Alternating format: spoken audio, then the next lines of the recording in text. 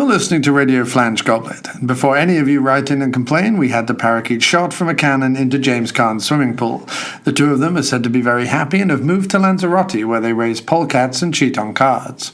Before we continue our evening show, here's a clip from our new light entertainment reality news quiz show drama, Inside Let's Make a Dancing with the Stars Deal Edition, hosted by Carlos Bang Bang What's My Ladder.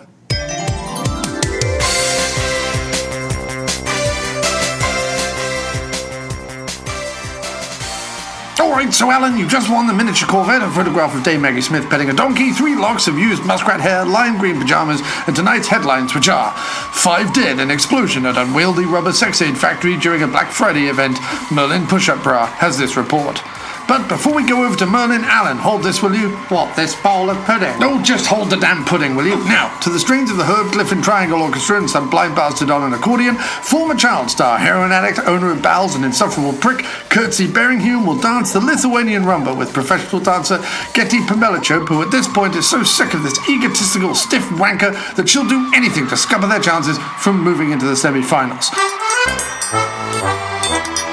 And while that happens, Graham, come over here, past the washing machines, down over here between the large inflatable gnome and the torture devices. Stand on that spot. Hurry up, man, hurry up. Come on, stand there. Now, Graham, what are you dressed up as? Bernie Taupin. Nobody knows who that is, but okay, let's move on. So, before the break, you had 2 twangs, 1 spillip nugget, and you'd given up taking Maria Klunk to Ireland for a long weekend arguing in a caravan, and decided instead to risk it all for the deluxe back-waxing lotion and this news story about Missouri Governor Mike Parson, who, on Thursday, called for an investigation of a journalist for finding, helping fix, and reporting about a vulnerability in a government website that exposed the social security numbers of teachers in the state. Parsons said he had notified the Cole County prosecutor and that the Missouri State Highway Patrol was investigating alleged unauthorized access. Oh, who has time for any of this bollocks? Anyway, before we go back to Graham, here's a really, really cute picture of a dachshund strapped onto the wing of a light aircraft with a tiny, tiny pilot's helmet and goggles. Now, Graham, smash those porcelain badgers with that meat hammer. Why? It's all part of the game. Smash away. Oh, okay. And so, Betty RuPaul Group Fastener, you're in the new film When the Tide Runs. What can you tell us about it? Keep smashing, Graham. Well, I'm just living my truth, I'm just doing my own thing, being powerful as a woman, and nobody can take that from me. Excellent, Betty. Thanks for those insights. Now, it's over to my co-host, Tits Napkin by the Dunking Pools, where 3 lucky matronly types will get 5 opportunities to guess which of 7 foxes are really 4 little people in a furry suit, while the Mormon Tabernacle Choir are going to be forming a human pyramid. Keep smashing, Graham. And that show is going to be airing every 30 minutes in between our sports coverage and the occasional 5-minute segment of opera maven Gertie Frumptally screaming at dogs. The only other thing that this station has going on anymore is the After-Movie Diner, which limps into its 11th year with only some of its teeth and almost none of its ballsack intact.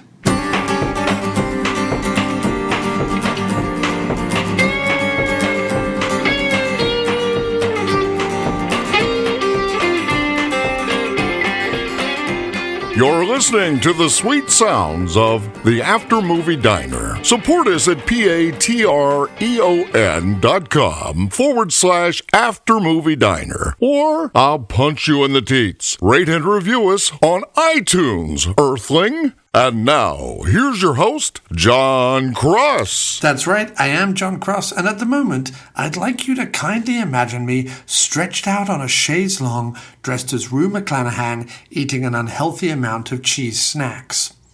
My guest on the show tonight is a person for whom the word person just isn't enough.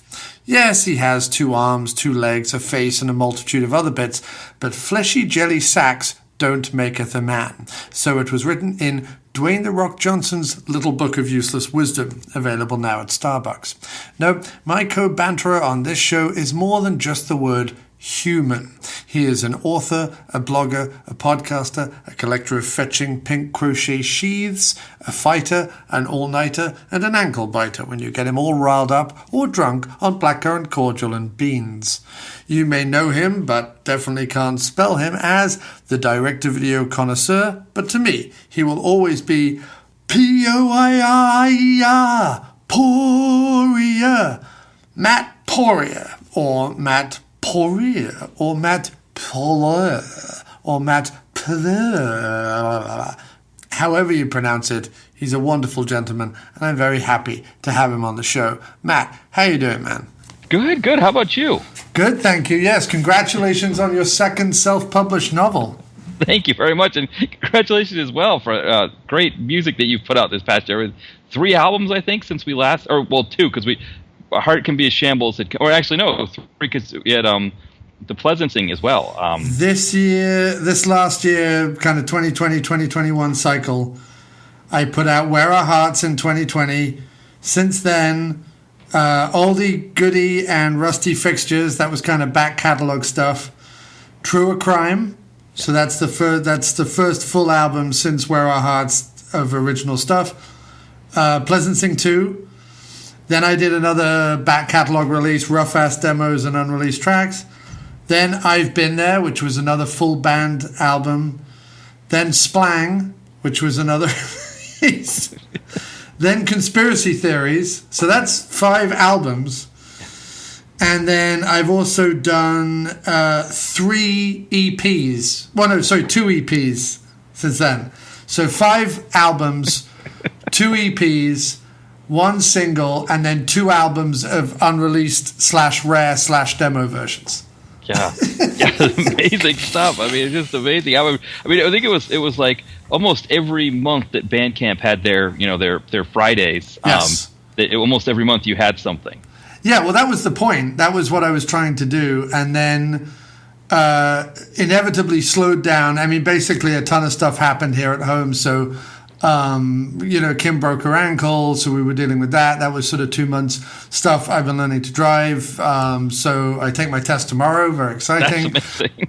This is Jon Cross from the future, and just to let everyone know, I did pass. I passed my test. Woohoo! I'm a driver now, licensed and everything. We've moved house.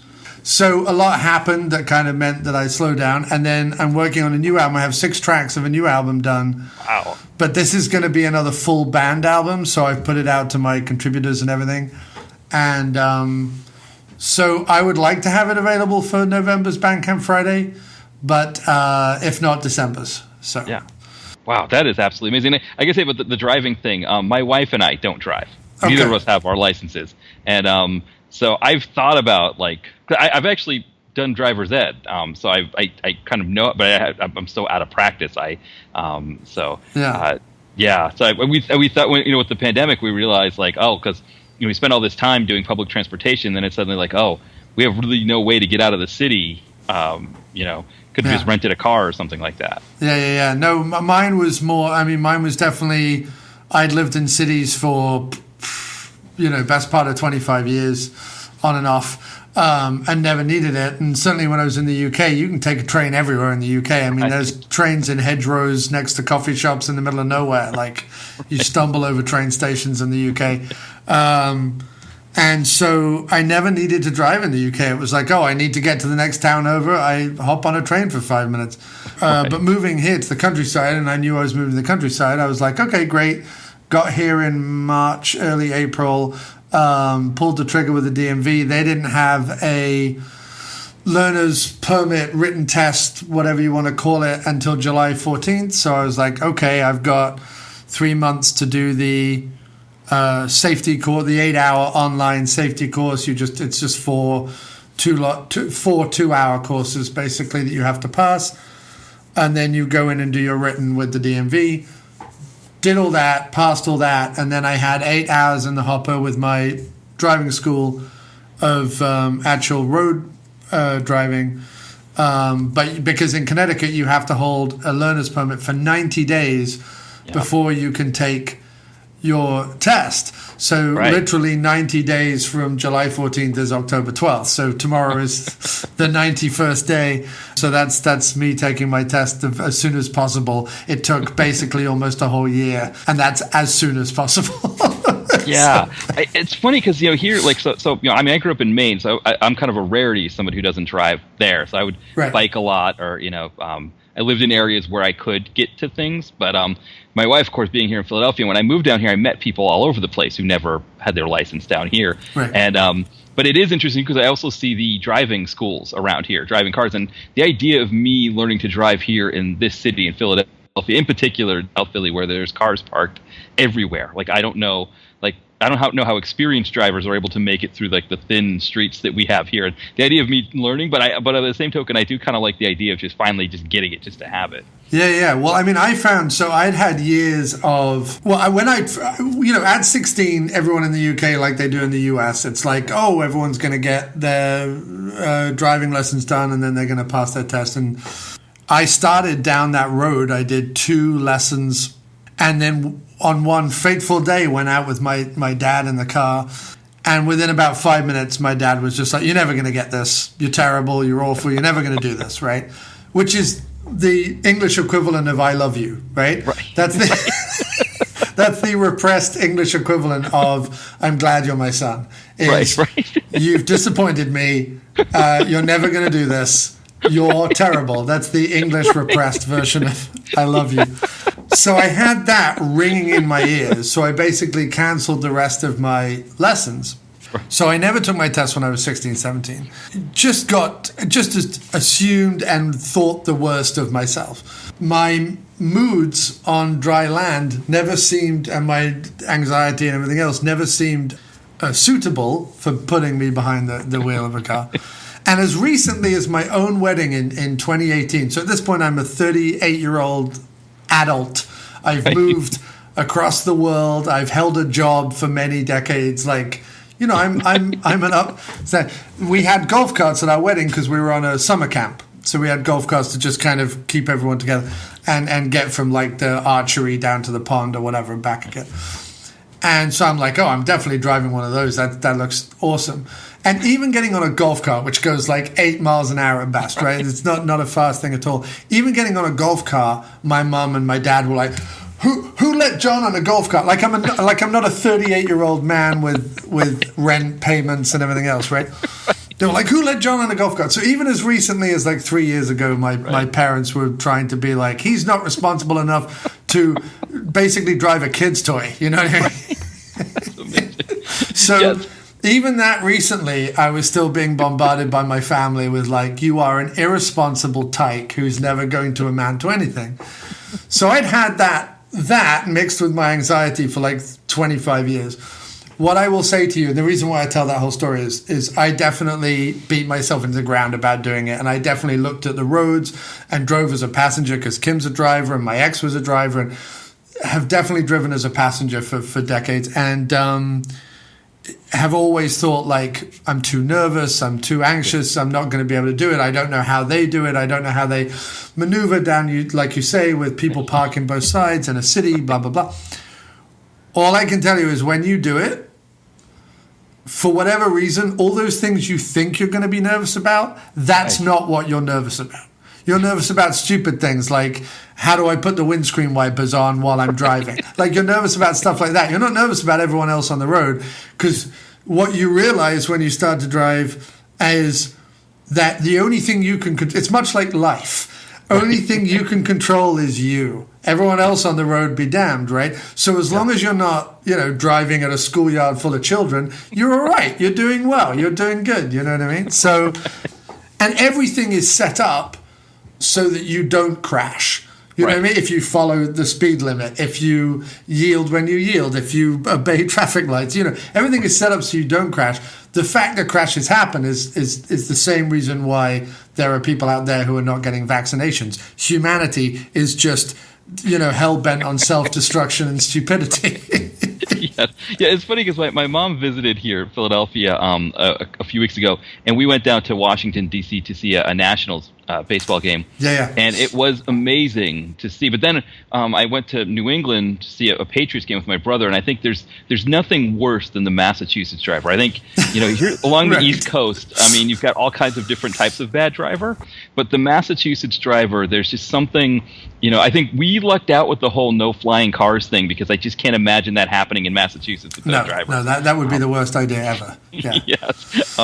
But yeah, and so, but my brother, he was like maneuvering through all of that, and it just kind of blew my mind. But yeah, I did, and I think it was 2009. I'd gotten another learner's permit, and I was planning to, like, and I was actually going out with my dad to, practice. I'd moved back home for a little bit, and the brakes in my mom's car weren't great, and so I had trouble maneuvering. And my dad, he was so freaked out by being in the car with me that he just, when we got home, he's just like, either we're paying for him to get lessons, or, and of course in Maine, like, they don't really have adult lessons that I know of. It's like mostly done through high school. So, but yeah, I'm still thinking about it. I'm still, pondering the possibility. Well, if I can be any kind of example or encouragement to you, sir, I will be that thing, because yeah, I mean, it's, it became even more important once Kim broke her ankle. Now, thankfully, as I go to get my test tomorrow, Kim's actually walking with just one crutch now and is doing really, really well, and hopefully will at least be fit to drive in the next few weeks, even if she doesn't right away. So, but when that happened, you really suddenly realize, like, oh, when neither of you drive, and we'd moved out to the woods by that point. It wasn't like we were in a city center. I mean, having to rely on friends and family and everyone else for the last 2-3 months has been, because I'm not like that. I mean, a lot of people do favors, and I'm incredibly grateful. But if I can't repay the favor, like it really does weigh on me. Like I just kind of get very antsy, and the fact that I've had to have everyone help me kind of do everything since Kim's been incapacitated has weighed on me. So I'm like, I can't even, like, once I can drive, I can't even wait to just be like, okay, who needs a lift? Who needs who needs help? Who needs whatever? So, I'm really looking forward to that as well. So, yeah, it's going to be a good day. I think it's going to happen. I think I've got it nailed down. The people I did the driving school with were really, really, really good. I had one experience. So they didn't set me up with one, like, teacher for all 8 lessons. And so I did the first 2 with one woman, the next 2 with another woman who I really liked. The second one, she was really good, and I felt like she was teaching me like I would want to be taught. Like I was able to kind of be like, hey, pretend I don't know what a car is. Start at, because I'm like that. You teach me the baby steps, I'll jump 10 steps ahead, but I need that basic, right? So I would say to her, like, teach me like I'm a fucking idiot. Teach me like I'm a 14-year-old who just fell off a truck, has no idea what's happening. Please teach me that way, because I'll learn better that way. And I just know that about myself. Anyway, come the 5th lesson, I pull up to the driving school, and there's this dude in like a moth-eaten, grotty baseball cap, right? Mustard stains on a t-shirt, overweight, big handlebar mustache, smoking a cigarette right outside the driving school. And I'm like, he's not my teacher, right? So I go into the driving school, and the woman behind the counter is like, yeah, and I don't know what his name is, but we'll call him Jeff. I'm just like, yeah, Jeff's outside waiting for you. I'm like the guy with the mustache, and she's like, yeah. Like, I'm not sure about this. So anyway, I do a lesson with this guy. First of all, not wearing a mask. Right. I mean, I'm wearing 13 masks, a hazmat suit, gloves. I'm double vaccinated, everything like that. But this guy clearly, right off the bat, he's spouting, NRA bollocks and libertarian claptrap stuff about Afghanistan. He's just talking to me about this stuff. He says shit like, you'd be surprised how many kids in Danbury, Connecticut are actually conservative. And I'm like, do you talk to children about your mad conspiracy theories?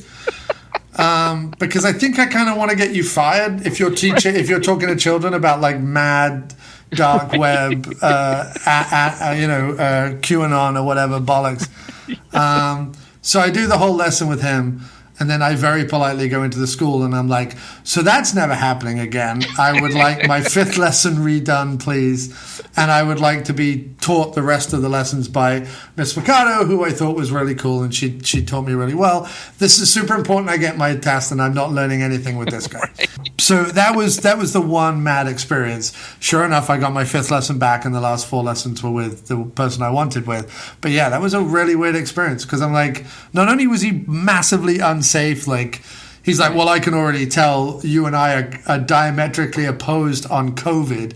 I'm like, you realize it's not a debate. Like, there's no debate here. It is a disease that's killed 600,000+ people. Like, it just in this country. Yeah. Right? This isn't up for some sort of, like, philosophical discourse. Well, we're diametrically opposed on the state of COVID. It's like saying, I'm not sure I believe in this whole air thing. It's completely bizarre to me that people are like that.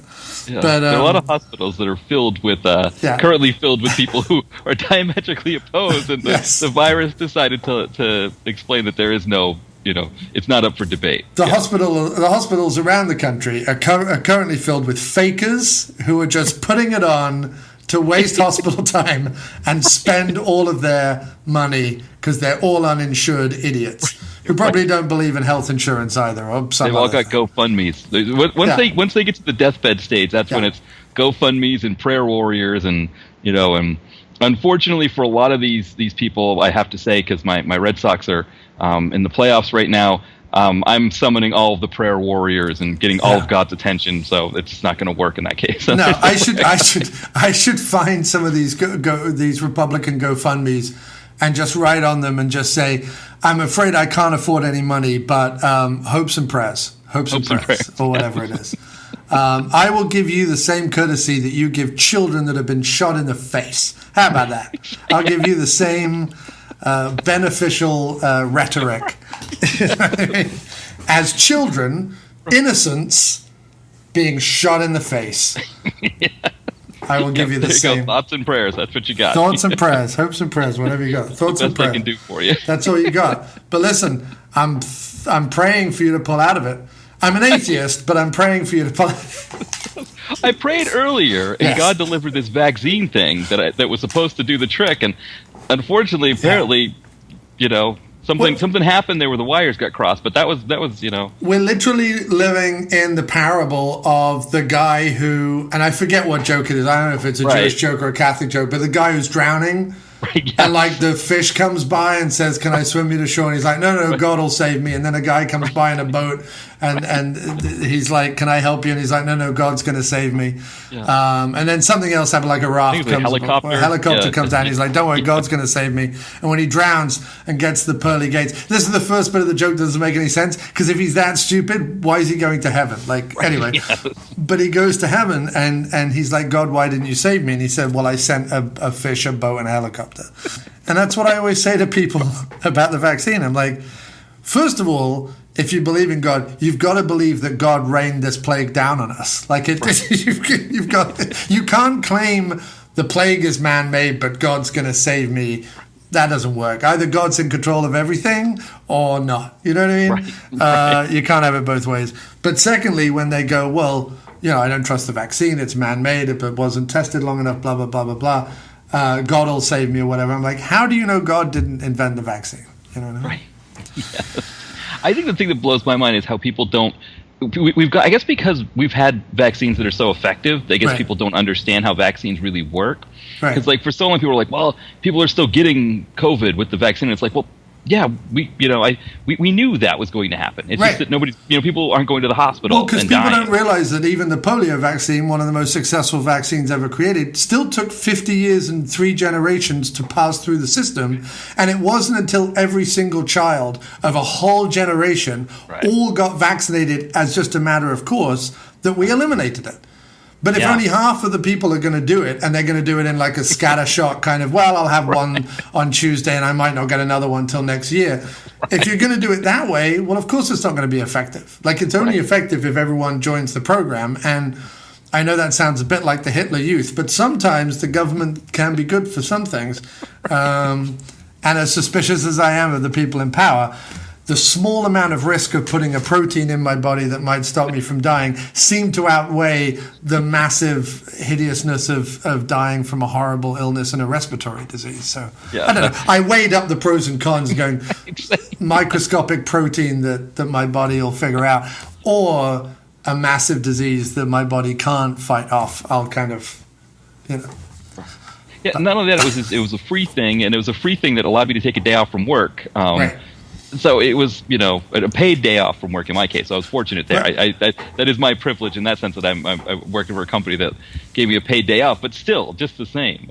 My favorite line about the whole thing is, well, we still don't know what's in it. And I'm like, no, actually, what's funny about it is I know more about what's in this vaccine than anything I've ever been administered by science before or since. I certainly know.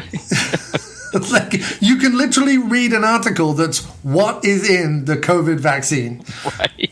You can literally read that from every publication you could possibly imagine. Left, right, center, science, government, dark web, whatever. Everyone has covered this. The Frotter's Guide to, pegging has covered what's in the COVID vaccine. I certainly know more about what's in that than the Doritos that I eat from time to time, or the sodas that I drink, or whatever horrible junk food I'm putting in my system. Or the MMR vaccine that we give to everybody as a matter of course. I never forget, so when I came to the US, this is another funny thing about being an immigrant, right? When I came to the US, you have to have a full medical, right? And you have to have a full medical, which you have to pay for from a private doctor in London that's the only doctor that does it as part of the American embassy. And it costs thousands of pounds. It's ridiculous. Yeah. One of the things they do is they go through all the vaccinations that any child in America would normally have, and they make sure you have the equivalent, right? And because I was of an age where my medical records were still partially on bits of paper, because obviously computers didn't exist when I was a kid. Some of my records by the NHS had been updated digitally, so they were able to call some of it up. But they were like, we have no record of you having an MMR. And I'm like, well, everyone has an MMR. And they're like, yes, but we have to give you one because we have to have it, whatever. So I've even had 2 MMR. I didn't even, I'm sat in the doctor's office and it's like, you either get to go to America and pay $150 for another MMR vaccine, even though you know for a fact you've had it because every child in the UK has it, but they can't prove it on paper, or you don't go to America. So I was just like, well, I guess I'm having this vaccine then. I didn't sit there and either whine about it, question what was in it, it was just like, here's your I paid for the privilege. Here's your £175. Please inject me with whatever you're injecting me with because I want to go to America. End of story. You know what I mean? So it's fascinating to me that this whole we're going to base it on some scribbled line drawing that Tucker Carlson did in his sleep. Who's vaccinated? Yeah, who is vaccinated? Right, exactly. Well, they all are. I mean, hypocrites.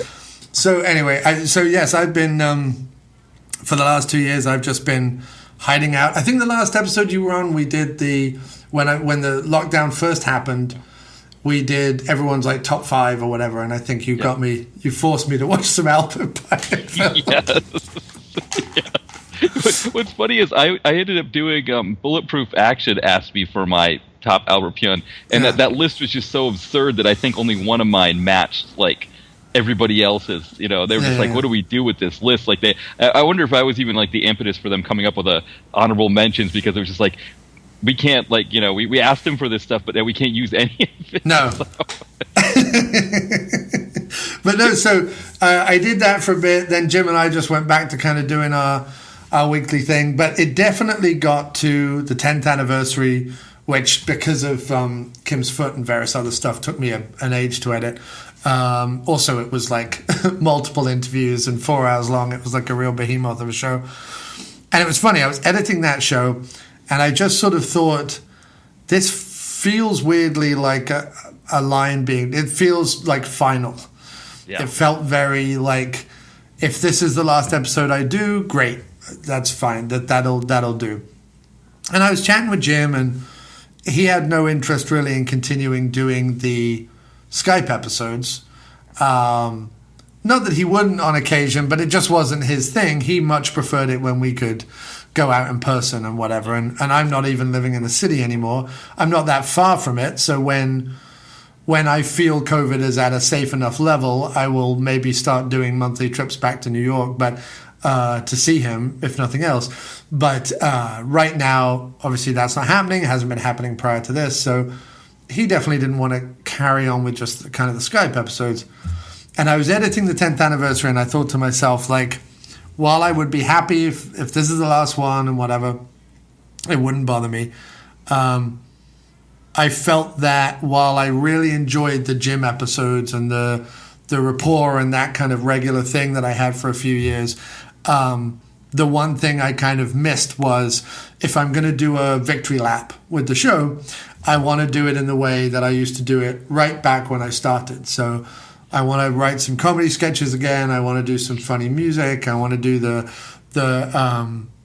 spoiler songs and all that stuff that I used to do. Kind of want to bring that back and just do sort of a victory lap where I speak to everyone that has either ever been on the show or shown interest in being on the show, and I kind of do 1 or 2 episodes with them. And then depending on how I feel after that, and also depending on how much effort it takes to rally everyone.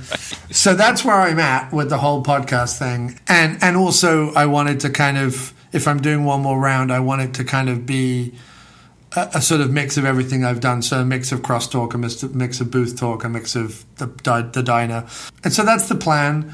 You're the first person I'm kind of doing an episode with, and we're already having a great chat. So it's great. It's already going to be an awesome beginning to the show, because I like having the show where it's like 30 minutes of banter and then 30 minutes of film. I don't want it to just be a stale kind of and now we're talking about the film thing. So I already enjoyed this. So that's where I'm at with the show, dude, and that's what's happening. How's your show doing, and how's your website doing and everything? How's direct-to-video Connoisseur coming along? So I ran into trouble this summer. My job got kind of crazy. I don't know if you know. So I work for a company that handles teachers who teach English as a second language online, and they teach to adults. And the market was really big in China, and the Chinese government or for Chinese kids in China, and the Chinese government essentially just said no more foreigners teaching kids English online outside of China, and it just completely torpedoed the industry. And then we just had this glut of teachers coming, looking to so it's just been like this crazy summer, and I'm finally just sort of digging out from it now and saying like, okay. And I realized, like, I think in your case, I think with you, we had talked about maybe coming on in the beginning of the year with and what happened was, the thing that happened was MVD. There's somebody who represents. There's like a publicist or something who represents MVD Video. Clint who Weiler. reached out. Yeah, and he said something like, Clint Weiler, exactly. And so he reached out about them putting Action USA on Blu-ray, and I was like, oh, I'll go for the screener of that. That's great. And it just never came. And I think that was my thing. I was like, because I think we were talking about you coming on to do that movie. We've done an episode on it years ago. I think Bosch from Comeuppance Reviews Mo's old friend had said to me about that movie years ago, and had got me a screener, just an old digifile. And Doc had never heard of it, and we did it as an episode on Doctor Action. I still have that file. If you want that file, we can do it off. Yeah, no, I can certainly send you the digi file that I have, which is good enough to at least watch the movie if you want to talk about it. So yeah, well, it's also, I mean, because we still have cable, and we got Xfinity. It's like $3 to rent too. So I mean, I could always bite the bullet and do that too. So yeah, either way is fine. But I was like, I remember, I think what happened was, it was like, wow, it's like the summer, and DVD never came, and and there's a few other people that I talked about coming on the podcast that I never. And what ends up happening is Ty and Brett, from Comeuppance, they it's just kind of one of those things where it's like, yeah, I'll go on your show, and okay, you guys come on mine. And so it kind of just works out like as an easy thing. And but then it's like, but now I'm not reaching out to anybody, and so I've got to kind of get back into that groove of like reaching out and being like, hey, it's a good night if you want to come on the show, and we're going to talk about this or something like that. Well, it's funny because I had hit about, I think it was 341 episodes was the 10th anniversary. I think it was the 342nd or 341st episode.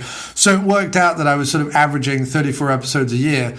And it's funny, a lot of the times that I had taken those breaks, either forced by life or because I just had burnt out for a bit, it's very often in that kind of July, August period where you kind of, because normally I didn't do it this year, but normally we've done like Sleazy Spade of Springtime and then a few of the summer blockbusters, by which point I'm kind of like, okay, I just need a break for 6 weeks and then I'll come back to it. So, so I've only ever done kind of 34, 35 episodes a year on average, taking, the remainder 15, 16 weeks off at various times throughout the year, and normally in a chunk over the summer. I was going back through my releases, and during the summer apparently my energy wanes.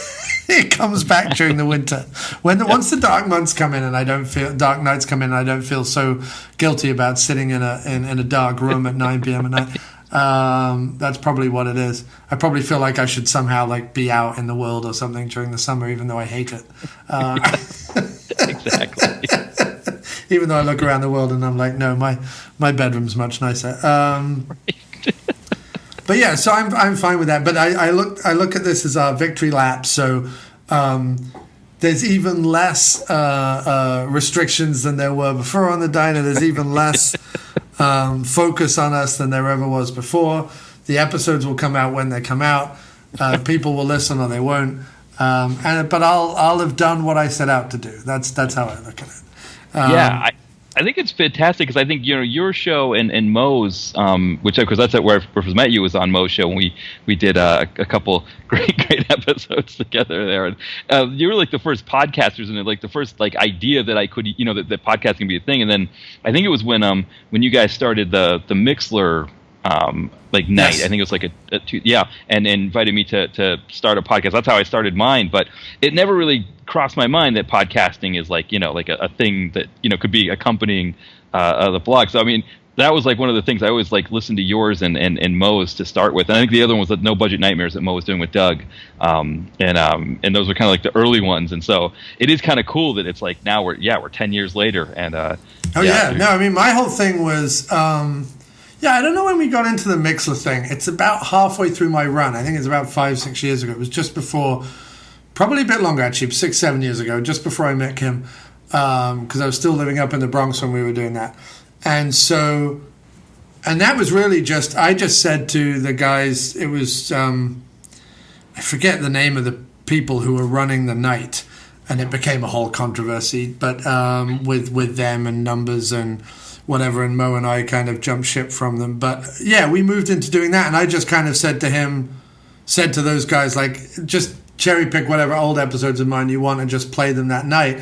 But I wouldn't mind doing this live show, this crosstalk thing, and maybe guesting on Mo's show and some other stuff. So I never did the After Movie Diner like live those nights, although they ran an episode. I used to do crosstalk, and then I would come on and do.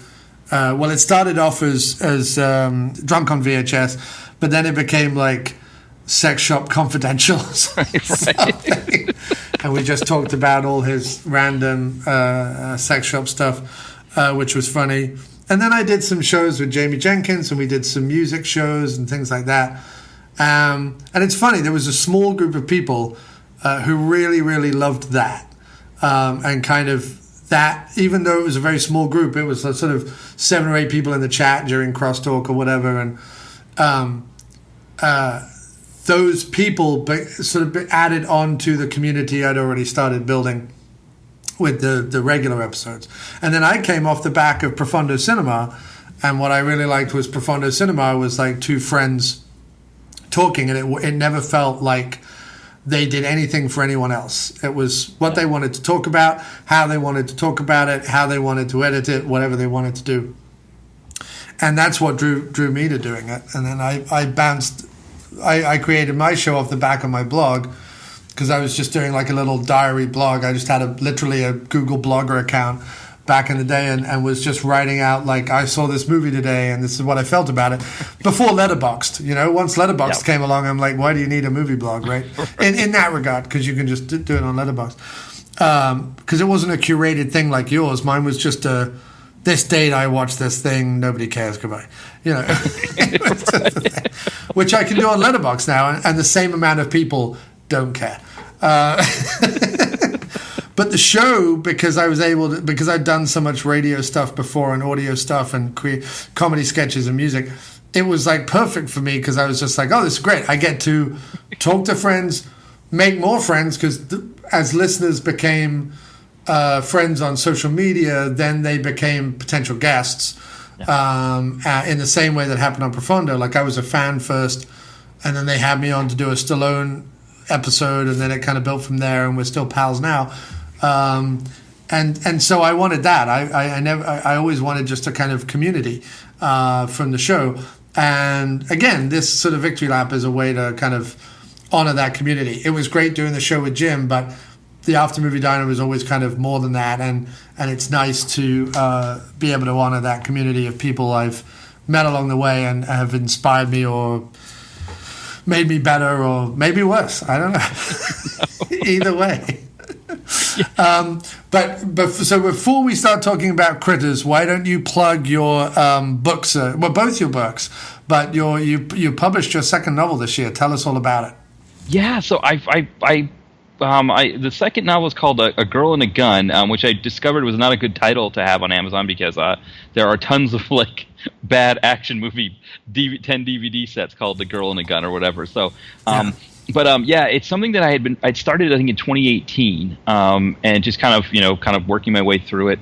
It's about this guy Justin he's born in like 81, but it's like kind of starts in like the late 2000s where he's just become a successful writer, and he's kind of sort of growing into this thing where he has a friend and they're working on a TV show idea based off like an old comic book, and they're kind of developing it, and what happens is, earlier, before his book was published in like kind of the mid 2000s, this girl from college that they both moved to Boston after they went to the University of Maine. She was trying to be like a dancer, cheerleader, that kind of thing. And I had initially come up with this idea that she would have a brothel, and that's how she was going to make money to pay for her stuff. And then I thought, like, brothel's just kind of overdone, so I came up with this idea that she creates, like, a fetish porn site.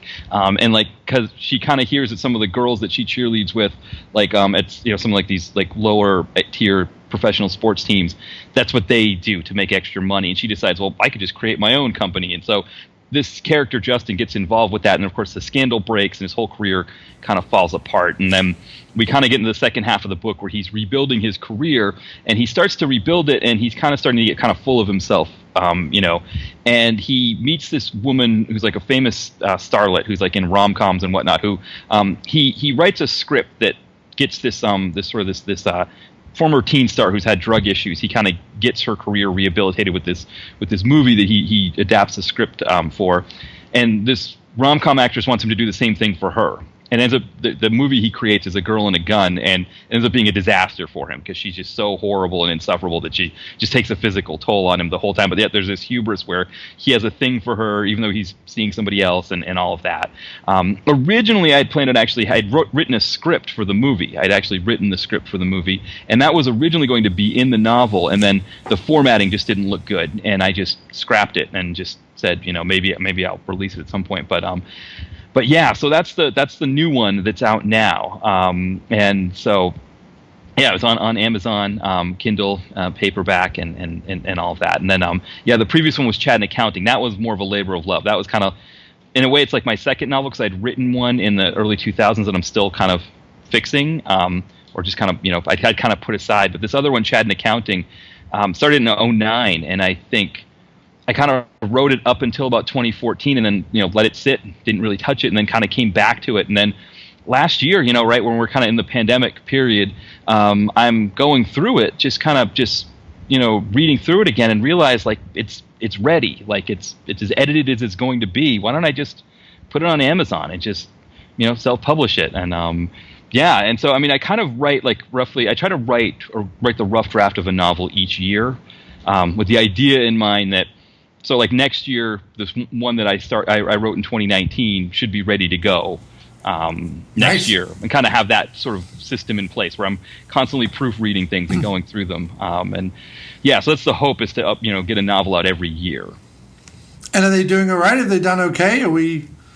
Yeah, this one's not doing as well as the previous one was, and I think part of the thing for that is, like, for the most part, they're selling through family and friends. That's for the most part who's buying them. I try to get on Twitter and try to sell them through other places, but for the most part, that's who's buying them. And I think the novelty kind of wore off for a lot of family and friends. When I wrote a second one, it was like, oh wow, Matt, our friend, family member that wrote a novel. We've got to buy it. We got to get this. And then it's like, oh, he wrote another one. Oh, okay, he's just going to keep doing this. So it's just going to keep having. This is going to keep being these novels. Well, that's the thing, is that the trouble is having done sales years ago for my sins, you unfortunately learn that for every 100 phone calls, you might make one sale, right? So, and the same rings true, sadly, for like social media, it seems. And while I have the best friends and the best family, and certainly they have supported like my music and have supported the podcast,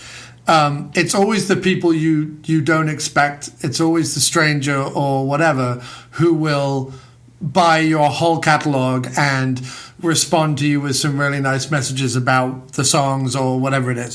So it's an interesting thing that for whatever reason, even though you're saying to your friends and family, like, this is literally just the cost of, a movie rental, or it's the cost of a coffee and a donut, or it's the cost of, a plate of McDonald's or whatever. I mean, you name your reasonably priced thing, it's the same thing. It's rare that friends and family come out over and over again for support, and I don't know why that is, because I will for them time and time again. I don't know why it isn't the other way around. And Matt and Charlie, who in New England, who do all the Freaky Farley, Monsters, Marriage, Murder, and Manch Vegas, did Heard She Got Married this year, and are about to release Metal Detector Maniac this year, who I covered on the 10th anniversary. Charlie always says this really interesting thing. He's like, if you make a scarf, right, or carve something in wood or whatever and put it up on Etsy, right, for like $28 or whatever, people within that community, strangers or friends and family, but mostly strangers, will kind of go, that scarf you made, or that wood carving, or that picture you painted or whatever, that's worth 28 of my freshly minted dollars. You know what I mean? If you go, here's an album, or here's a movie, or here's a book, or here's something creative, for whatever reason, people don't go, that's worth 28 of my dollars. And we're not even asking $28. Right. Like Matt's last movie, he sold for $12 on Vimeo. I sell my albums for like $6, $7. I don't even think I have an album out there that's for $9. And most of my albums have like 16 songs on them. So there's bound to be one that you'd like. Right. I hope. I'm throwing enough mud at the wall, right? So, yeah, it's a weird thing. And I don't know how you change that mindset. And considering that the way the internet is, I don't know that we ever do. But I can strongly urge everyone listening to go find your books, Chad and Accounting, and A Girl and a Gun, or The Girl and the Gun? No, A Girl and a Gun. Yes, it's kind of like it's like that Jean-Luc Godard comment. All you need to make a movie is a girl and a gun. Yes. And so that's kind of what he does in the movies. He's talking to this rom-com starlet who's like, the daughter of like, big Hollywood movie shakers, and he essentially says to her when they're out to lunch, she's trying to get him to do this. He's like, Godard said all you need is a girl and a gun. And he's like, I guess, because he's thinking, sex and violence sells. But really, too, the gun gives the girl agency. And he's like, well, you always have agency. You can get into whatever clubs you want. You've never been able to not get what you want in life. And that's when he starts to create this other character who is someone who can't get whatever she wants in life. And then suddenly she has a gun and, the tables turn. That's where the title came from. And I probably wonder if maybe I should have given it a different title, just because it is something that kind of just melds in. It just, the other problem for me too is I've been trying to do this on the cheap. Like I don't really have the money to invest. It's kind of more of a hobby. It's almost like the person that fixes up cars, So I haven't been able to make real nice cover art. I just kind of, just keep it nice and one color with the title on there. I imagine if I probably had something cuter on the cover, it would probably bring more people in who just see it on Twitter. But I also like the idea of that being a collection. So with each novel you release, I like the idea of 10 years from now looking at my bookshelf and having 10 of your books on there. You know what I mean? And them all being.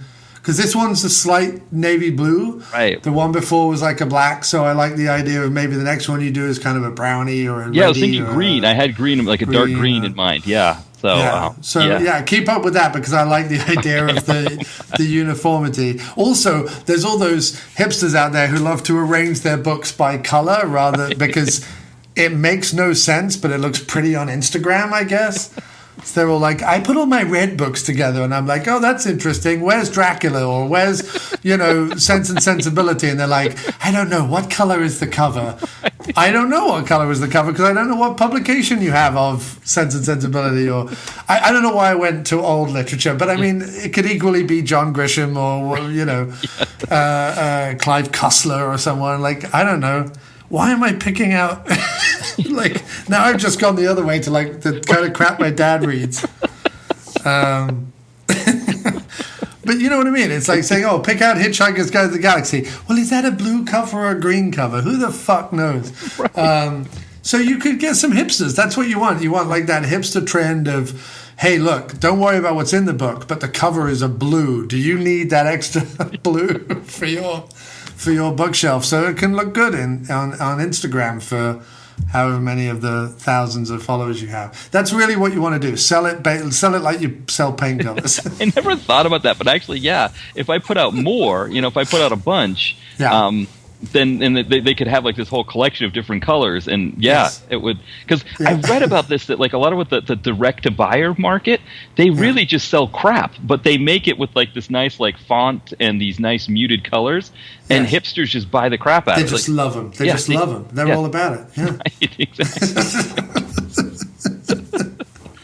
But that's the people you need to be selling to, dude. The people with disposable income who want colored books and don't ever want to have to read it. They just want to look like they've read it. That's really where. And I'm and you're okay with that. Yes, yes, it's nice to like get reviews or whatever, but I think I'm okay with people. It's fun like, when people read it and they come back and say, yeah, where did you come up with that idea from, or where did you, where did this thing, or what, like I do like that kind of thing. It's kind of cool to kind of geek out and say like, oh yeah, this is where I came up with this, and my former boss, she's actually one person who's supported, like she's got, but see, I think she does it the smart way. She just gets it on Kindle, which I think for a lot of people out there, I think they think like, well, it's, he's my friend, I've got to get the paperback, which I appreciate people getting the paperback. I think it's really good, but you don't have to, like the Kindle is I don't have a Kindle, so I just buy the paperback. You got to do that, right? Exactly. And I think that's the other thing. I think most of my friends don't have a Kindle. I mean, I technically have the Kindle app on my phone. Every once in a while, I'll get a book on there on Kindle, just because just because I've got too many books at some point. I've got to do something with them, but I remember she wanted to talk to me about my first book, and then what ended up happening was our company split our product into two, and she left with the other product, and so I haven't had a chance to find out. But she was like very curious about some things that I came up with in the first novel. She was like, I want to know where you came up with some of this stuff. Yeah, did you borrow this heavily from work? And when Chad in accounting, is that really Brian in accounting? Are you really talking about Brian? Well, I will put the links, as always, in the episode description. So if people are still listening at this point, then they will get the knowledge of what the book's all about, and hopefully they'll be rushing to Amazon to support you, because I strongly do urge people, as I always do and as we talked about before, that supporting indie artists and supporting indie creatives, it really is genuinely the best thing, because not only do you feel good doing it, not only does it not cost a lot of money, but lastly, that that your purchase is not only financially supporting an individual, but also making them emotionally better, mentally better, whatever. And that will then ripple out to their friends and family and whatever. So, I strongly believe, be the change you want to see in the world, and the change I want to see in the world is people moving away. We now have the apparatus in place so that no one needs to be consuming giant corporate art for thousands of dollars. They just don't. It doesn't need to happen anymore. I'm glad, like Spotify did it right. It's one streaming service. They pay everyone more or less the same thing. The famous people get paid a bit more because they have a built-in audience. So the moment you hit like 1,000 listens, and then 20,000 listens, and then 100,000, and 500,000, and million listens, or whatever, your percentage of each play goes up, right? So if you're Madonna and you immediately come onto Spotify and immediately have tens of millions of listens, you're already making more money per listen than I do. You're still going to go on the media and complain about it because you just love the attention, and you're someone who's been making money off the same 10 songs for the last 30 years, but you're going to complain about it, but you are making more per listen than I am, right? But it's a it's democratized everything. I'm on the same platform as Paul McCartney. I don't get anywhere near the same listens, but every single listen I get makes me feel like Elvis Presley, right? So that to me is fantastic. Visual streaming, we've still got a long way to go because everyone just keeps releasing new streaming channels and people think they have to subscribe to them. And the joy of what we used to have, which was like Netflix and Hulu, and they had basically everything on it because everyone invested in those two platforms. In fact, Hulu, I think, was created by like 3 of the major networks. I think it was Fox and NBC and Disney, I think, did Hulu, I think. ABC, Hulu. That used to be brilliant because you were like, oh, I have to have 2 things and I can cut my cord and then whatever. Now somehow the 4 networks, because we just had this because we just moving here, we lost our cable subscription because we didn't want to keep paying for it here at this new place. I can't even get the 4 networks for free. Okay. Even on this, they have streaming apps. Yeah. I just can't even get the live TV for free. I'm not even asking for the back catalog stuff. I just mean like the live TV, the stuff that we literally as taxpayers allow them to use our airwaves, right? And yet they're meant to be free. They're meant to be available to every household. And you have 2 options now. One is hang a coat hanger out the window and hopefully pick them up, or pay for cable in order to get the streaming apps. And I'm like, no, no. Yeah. Because especially the way Disney's done it, like you have Disney Plus and you have Hulu and you have ESPN or whatever, right? But not one of those really covers the live shows. You can get Hulu Live, but then that's basically getting cable. It's $65.99 or whatever it is a month on top of all the streaming services you have. Why the fuck would you do that? So I have a beef there. And I also have a beef with shit like Black Widow going up on Disney Plus for $29.99 to just watch it, to rent it, not even to own it. Right. I'm already paying my $7.99 nut to Disney Plus every month, but then I've got to rent your movie at theater prices at home, like more than theater prices actually, and I don't even get to own it. So I'm like, fuck these people. I'm not doing that anymore. Fuck you. I will buy physical media and watch it on my projector at home. And then, I have the odd streaming service for like certain things, horror movies or whatever that I don't own yet, or Prime because it comes as part of my Amazon thing anyway. But outside of that, like, I'm not going to play the game anymore. So it's harder to get people to like support indie film and support indie music. Even though it's really easy and the infrastructure is there now. Same with self-publishing. So I do encourage people to do it. It, as I say, your money goes to an individual with a family and friends and a life and rent and healthcare bills and whatever. It doesn't go into someone's pocket to just pay for more yachts or, cock-shaped rockets or whatever. Yeah, I have to say, you were someone who kind of taught me about, especially from the music side of it. I didn't really know anything about Bandcamp. I'd heard of it, but I didn't really understand how it worked compared to like, and I think when Heart Can Be a Shambles first came out, I think that was when I first learned about it, because I think I was like, oh, I could try to listen to it. I've got the iHeartRadio app. I could try. And I realized, like, no, you can't just stream with the iHeart. It's like you play one song and then it starts playing songs by other people, and it's hard to even just listen to an album. And I think Spotify you can listen to the whole album on Spotify. Yeah. And Bandcamp now has a streaming app if you want to like stream the album, but it's not like Spotify would stream my whole album and then be like, move you to a radio that would have similar type music in it and would essentially keep playing music all day. Bandcamp doesn't do that. You can stream my album on Bandcamp. I don't make any money off the streams, though. That's the difference. Right. I make money off the streams on Spotify. Bandcamp is set up so that you can listen to it because I have all my stuff open anyway. But the only way I make any money on Bandcamp is if you buy the album or the individual track. You can set up albums on Bandcamp like the old iTunes, where you give listeners 1 or 2 tracks or 30 seconds of a track, and then they have to buy the album or buy the track. I haven't bothered to do that. All my stuff's open and available, but if you want to stream it, do it on any other platform if you want to buy it on Bandcamp. That's kind of how I lay it out. Yeah. Because even iHeartRadio and Pandora and what's the other one? Deezer and Spotify and Amazon and iTunes. I'm on all those. I get paid a 0.0 cent or whatever every time you play a song on any of those platforms, even if you can also buy it. Like iTunes, you can buy the album, but if you stream the album on Apple Music, I make money in the same way that I do with Spotify. But Bandcamp is Bandcamp is like the record shop of our youth, right? So you go in and you can peruse genres, you can peruse certain artists, you can see if someone bought this album, you can see what else they bought, because maybe if you like that album, you can see what they kind of bought and stuff. So it has some of those rabbit holes you can go down if you want to kind of build a record collection in there. And then you can either download them or you can keep them in your collection and stream them as you like once you've purchased them.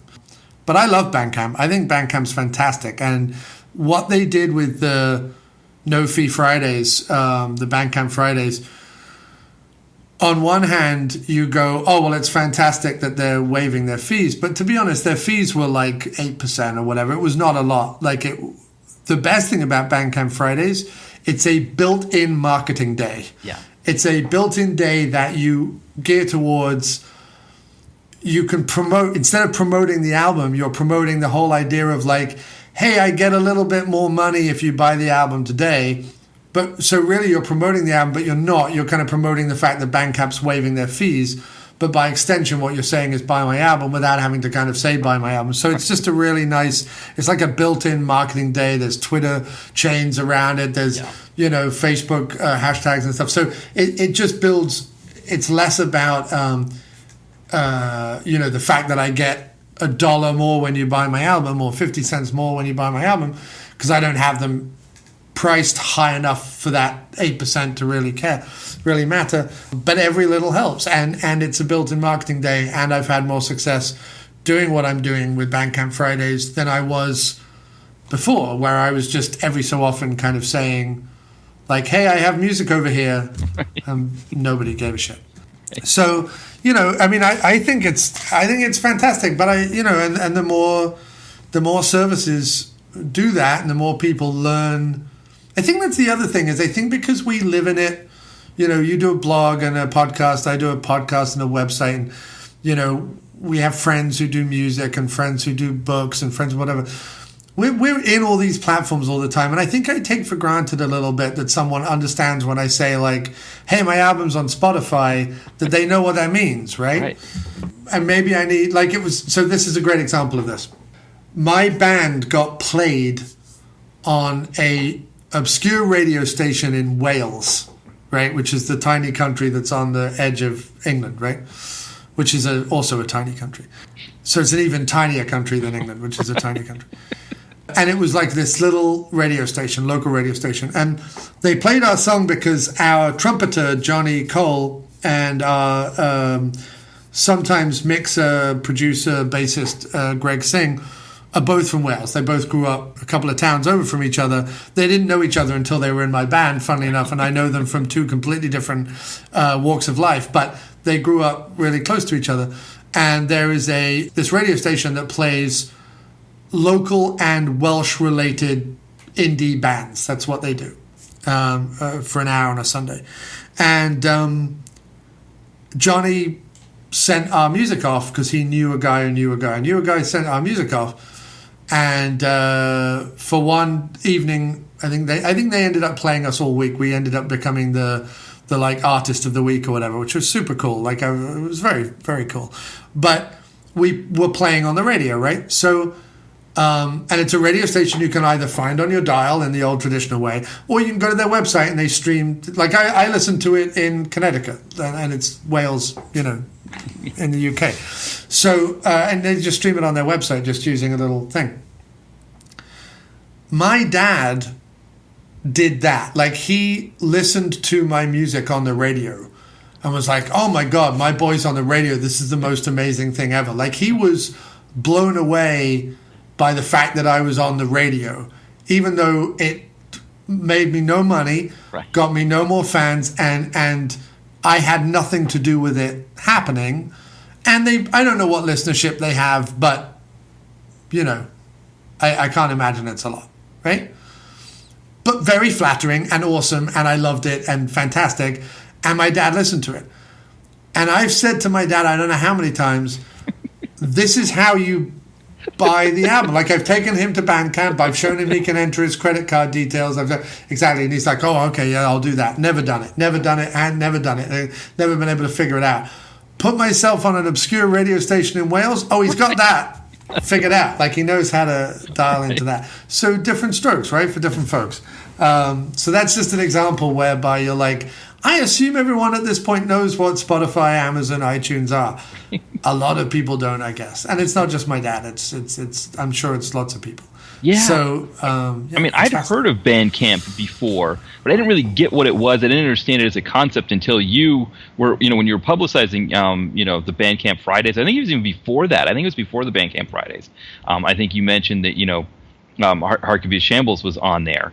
And I was like, oh, this is actually a real easy way to just, and I think then when you kind of, when you're kind of, putting it out there more that people should be supporting indie artists, it was like, yeah, well, I mean, Bandcamp is like the easiest one, I think, out of any. It's just you get the app and you go on the website, buy the song, and it's right there on your app, and you can listen to it. You can go for a walk and listen to it. It's but it's like such an easy way to support an artist because, like with Spotify, the amount of streams you would have to do on Spotify to equal what one Bandcamp purchase is immense, and so yes, I think people get support from being listened to on Spotify, but it's not the same as just going to Bandcamp one time and just making that purchase. No, exactly, and it takes me a year of streaming to make up what I make on one Bandcamp Friday. Yeah. And I have another really cool thing. My friend Scott Toomey, who's up in Mass, he does a synthwave show every Friday night on Twitch. I realized that like 7 years ago, if I'd said that sentence, you and Mo would just take the piss out of me. Oh, a synthwave show on Twitch. But all the Kill kids are doing it now, man. But you know what I mean, a synthwave show on Twitch. And when I go on, I often I text along in the chat while I'm listening to his DJ set and stuff. And it's introduced me to a whole new music. I mean, I liked synthwave because I like those movies that have it as a soundtrack, but I'd never gone out of my way to kind of like really absorb a whole album of that stuff. And what was great is every 4 weeks of him doing this, we'd hit a Bandcamp Friday. So I would literally say in the chat, like if he played a track and the guy was in the chat, because sometimes he plays the music of the people who were there that night, I'd be like, hey, hit me up with your Bandcamp link. I'll buy your album on Bandcamp Friday. So I just started, like every Friday of the Synthwave show, I would set aside, $60 or whatever and be like, I'm going to buy 5 albums tonight at Scott's show. And whenever he played like 5 tracks I really liked, I'd be like, hey, hit me up with your Bandcamp link. I'd grab the link, I'd buy the album. And I did that through most of 2020 and 21 when Scott was doing that. And I did that with my friend Holly, who does a live show from her gallery on Saturday nights. And other times where people, it's really good if you find a community that is all sharing all their stuff. So on Twitter in the last 6 to 8 months, I've become a part, or Miscellaneous Plumbing Fixtures have become a part of this online community. And all we kind of say that we'll do for each other is kind of like and retweet and share and comment and kind of keep interest going whenever any of us tweet. It's just really kind of, it just beats the algorithm a little bit and kind of floats your stuff to the top. That community has led to me getting songs on playlists on Spotify that I never had before. It gets my songs getting 1,000 plays, which is like the sweet spot on Spotify to kind of start. Once you hit 1,000, Spotify starts showing listeners that this song is over 1,000. Until then, it's just 1,000 with an arrow saying you haven't done that yet, which then puts it into more of the Spotify playlists. So Spotify generate playlists for everyone every day around the entire world. So if your song has the same kind of vibe as another song, they'll slip it into their Discover Weekly or their New Release Radar or one of their algorithm-built playlists. and then that boosts the listens of your songs, and so on and so forth. So once you start getting into these communities, this is where I got the whole kind of just support each other all the time thing. Once you get into these communities, just the act of support, just the act of retweeting, just the act of liking, just the act of commenting has a ripple effect, has a quantifiable ripple effect. And it can't just be like 5 of us out there retweeting everyone. It needs to be like it needs to be hundreds of people doing it. It's funny, I remember saying, and I'm sure I've told you this before, but like putting a post out on Facebook about this very subject, and one of my friends from England like, right, but like, you don't need me to like all your stuff. You know I like your stuff. And I'm like, I don't need you to do it for me. I need you to do it for the art and so that other people discover it. Because guess what? You have 700 friends and I have 700 friends, but we only intersect at 100 friends. Right. There are 600 friends on my side and 600 friends on your side that our friends don't know.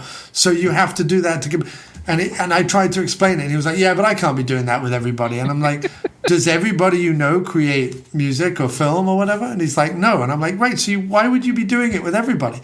And I've even had people say this whole thing, like, I'm trying to curate my timeline. Right, I don't want to bombard my timeline. I'm like, no one cares about your timeline, dude. No one is going to your profile and scrolling through everything that you have carefully curated. They're just seeing the conglomerate of everyone's timelines in their news feed. That's all anyone's looking at.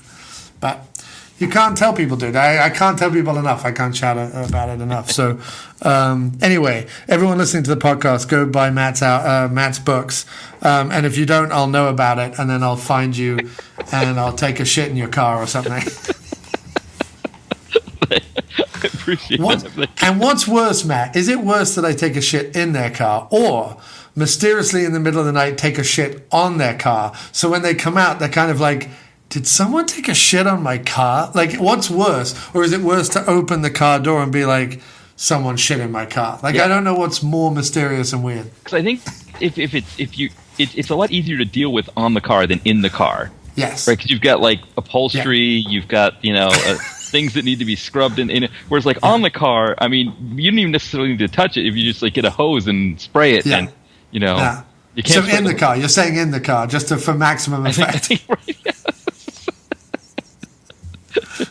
Maybe pry off an air vent, shit in the AC, and then close up the air vent again so they never find it. Right.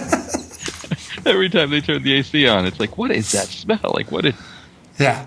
So that's the plan. So if you don't buy Matt's books, that's what I'm going to do. And I know where all of you live because I know all of my listeners individually at this point.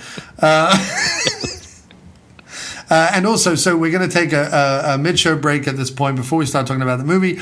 And it's a perfect time to remind you that if you want to reach out to us, you can do so on Twitter, Facebook, wherever the words After Movie and Diner appear. You can email us at hello@aftermoviediner.com. That's hello@aftermoviediner.com. You can call us and leave a voicemail at 347-669-0053, 347-669-0053. And you can go to speakpipe.com/aftermoviediner. Leave a voicemail right directly on your computer if you want to. If you don't have a cell phone, or if you don't want to use your cell phone minutes, if that's still a thing in the world of cell phones, I don't know. I've had unlimited ever since I've had a cell phone, so I don't know.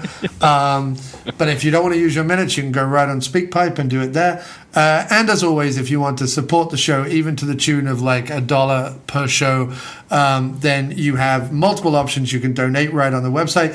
You can hit the coffee button, buy me a coffee button on the website, or you can go over to Patreon, patreon.com/After Movie Diner, and become a subscriber to the After Movie Diner. And, I put out maybe 1 or 2 episodes a month, so you're not even, like, it's a couple of bucks a month. Do it. Do it. All right. So now we'll move into the second part of the show where we are talking about Critters. Cue commercial.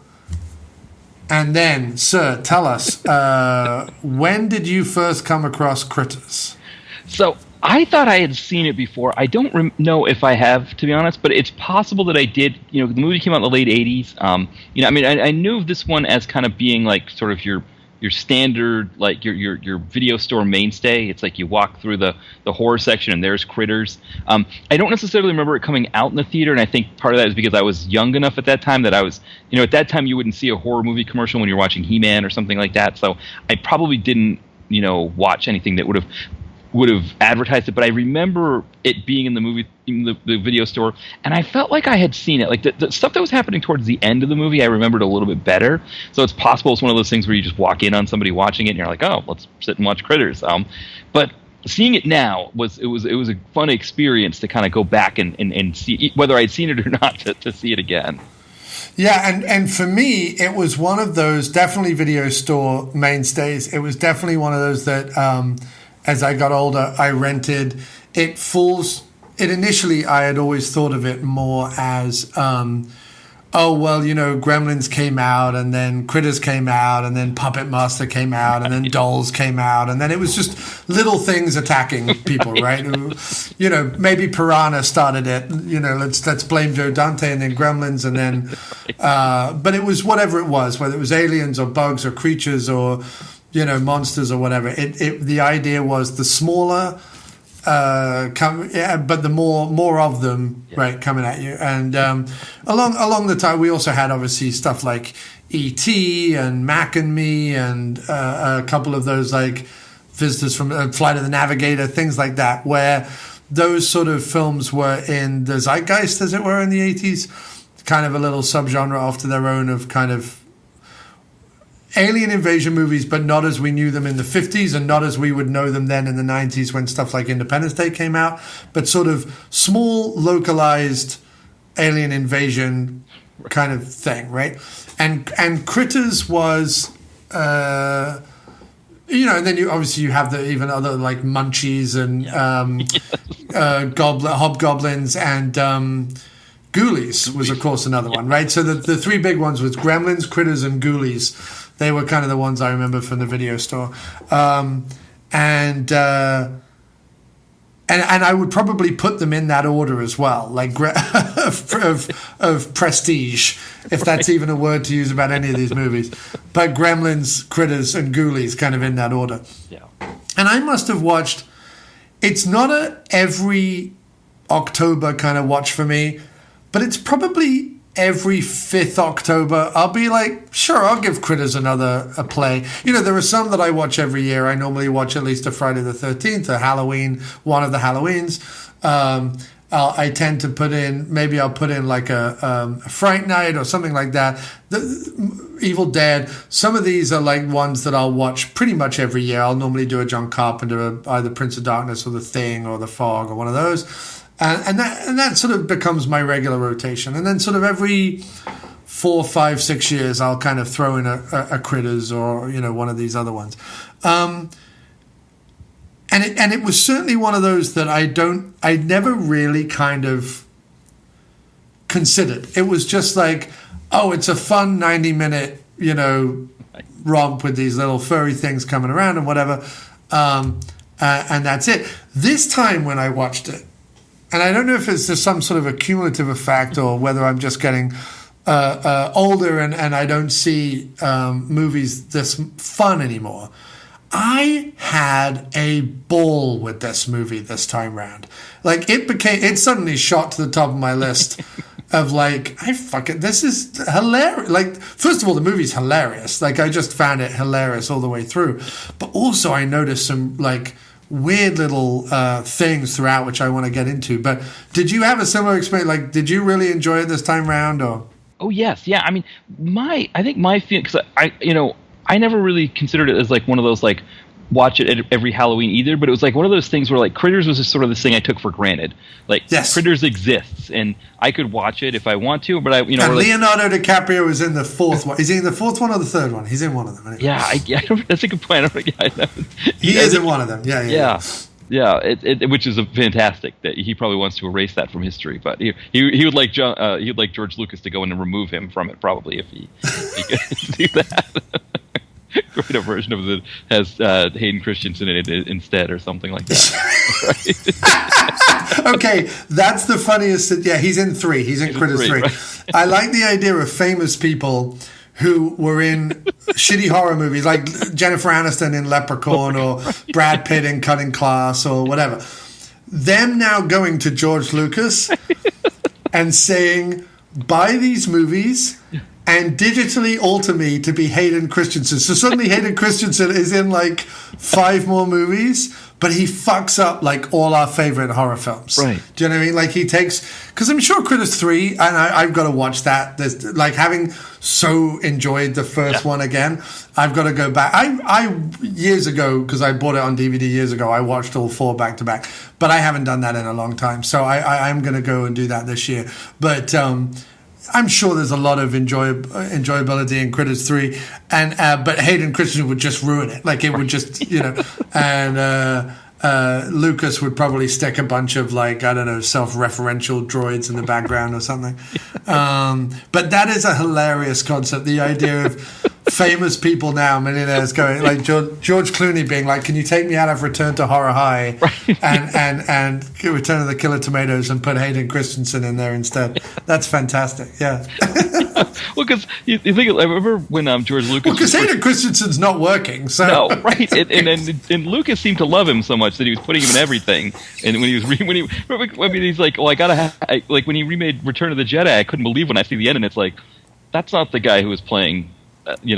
Darth Vader. That's and so, yeah, I remember when he first did that. Kevin Smith kind of made some flip comment because there was the outrage of what Lucas was doing. He's like, it's not like he's replacing Humphrey Bogart with Steve Guttenberg in Casablanca, right? But although I would watch that film, I mean, that would be kind of a fun deal. This kind of, I think, hurt our sensibilities more. What he was doing with the Star Wars films, I think.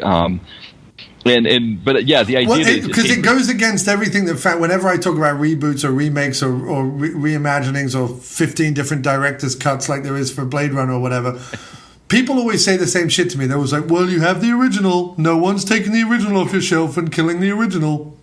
And I always say to them, that's great. Except in the case of Star Wars, because if you want to buy the Star Wars that you remember when you were growing up, you have to buy them on VHS for about $800 a tape, or probably even more at this point. So there is a problem with Lucas going back and fucking with the old Star Wars, because we don't have the original Star Wars for him not to have fucked with. If he released the originals as they were, the theatrical releases, he could then fuck with, like, it's like...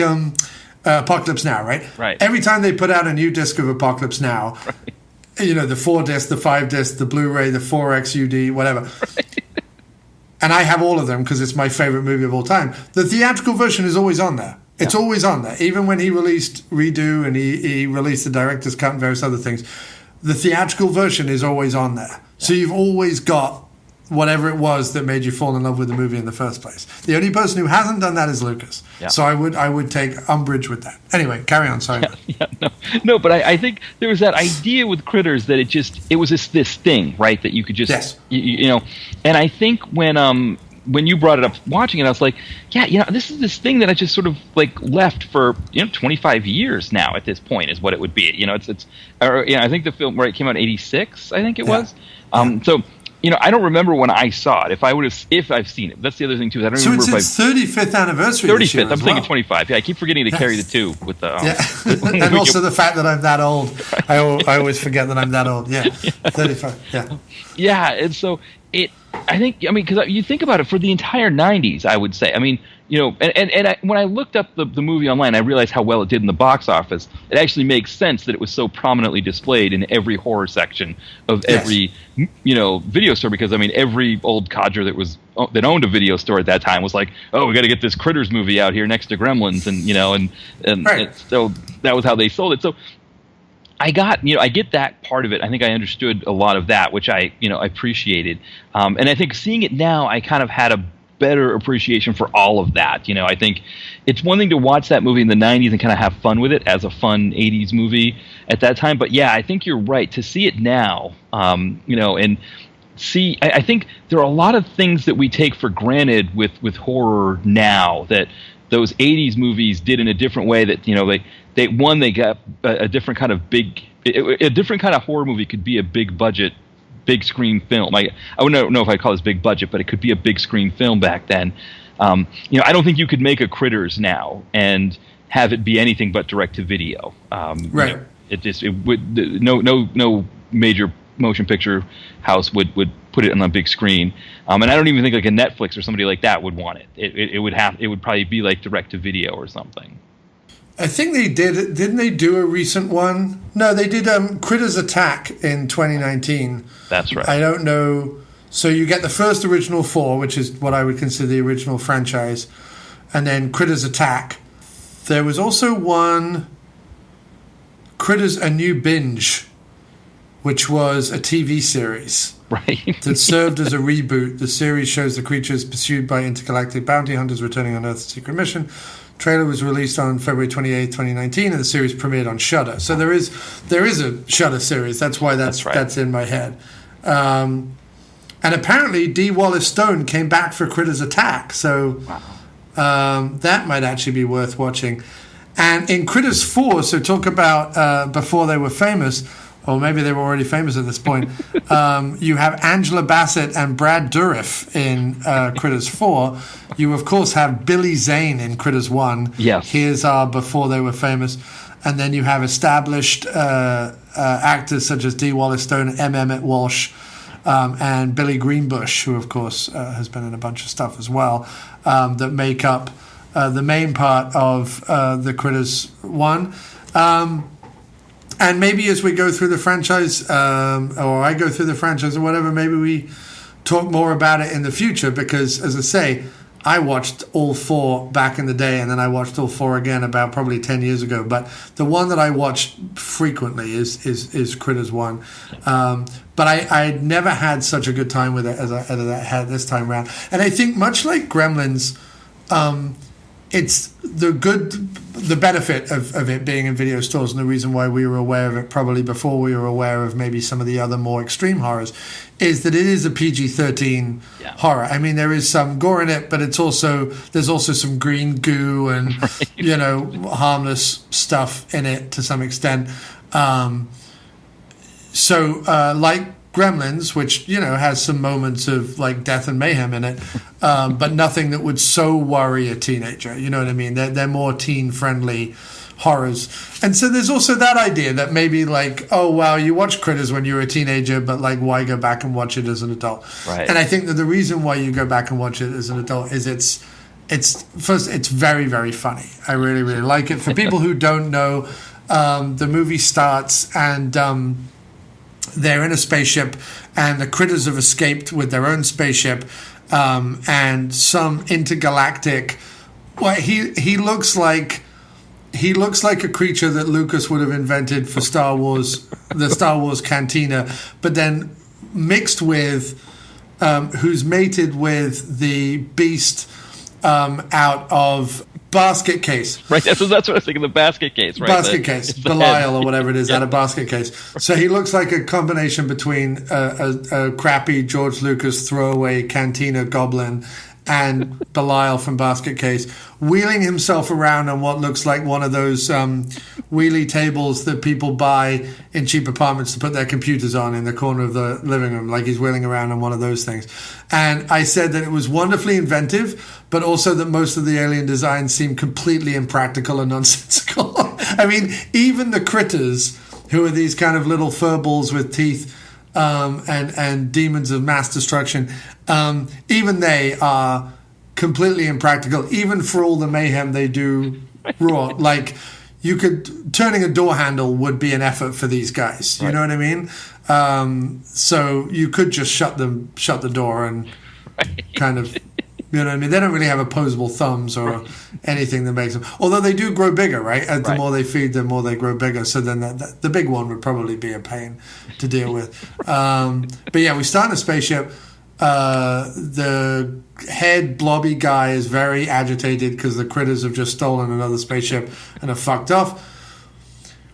He enlists the 2 faceless bounty hunters wearing kind of a cross between medieval leather and S&M leather, kind of red tunic kind of deals.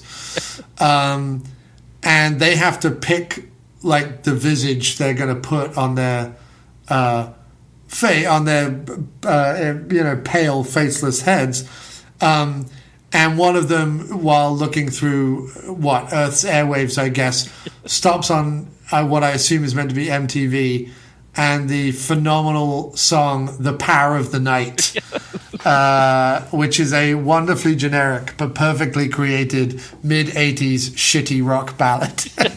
I mean, I absolutely love it. Yeah. The lyrics mean nothing. Like, the lyrics mean absolutely nothing. It's so close to being like a Spinal Tap parody song, sung wonderfully by Johnny Steele.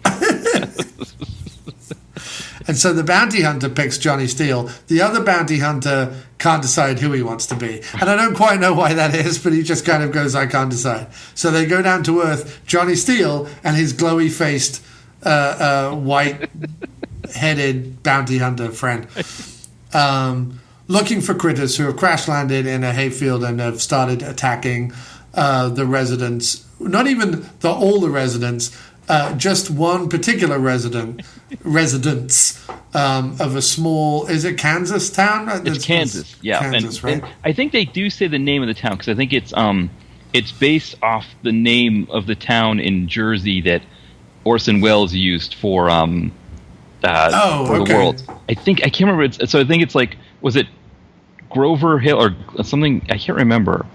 That was something that was also kind of common in the 80s. I remember is this sort of LA, sort of coastal derision of flyover country that I guess maybe we had our reckoning with Trump getting elected in 2016, but they kind of all came to that all came home to roost there. But there was this sense that nobody could. So there's two things. The boyfriend of the daughter of the family is dating this hotshot Billy Zane from New York. Yes. What he is doing in Hay Bale, Kansas, I have no idea. But on one hand, he's the guy who's going to come and destroy the family from within because he's this hotshot from New York. And then later on, when the bounty hunters crash into the church, one of the old women in the church describes them as being from Los Angeles. Right, yes, right. That's always the line, right? The whole idea that this Holly weird thing. Yes, and so that's there's always that joke too. Yeah, so you've got on one hand they're afraid of hotshot Billy Zane from New York coming down in his car. That runs and doesn't have rust on it, right. And which is also a problem. And they're also afraid of people from Los Angeles. So it's perfect. Apparently Kansas is the intersection between those two worlds. Right. Grover's Bend is the town where most of Critters takes place, and it is a nod to the infamous 1938 radio broadcast of War of the Worlds by Orson Welles. Because there they were landing in Grover's Mill, right. And here they're landing in Grover's Bend, Kansas. But a few things that I noted about the film. Everything in the movie, in almost every scene, is either pink or mint green throughout the whole film. Yes. And it's the scene starts in the farmhouse. They have a pink and mint green kitchen. The daughter is wearing a mint green with pink flowers on it top. The son has a pink top on with mint green pants. And then later on, Dee Wallace is wearing a mint green overall pinny apron thing with pink flowers on it.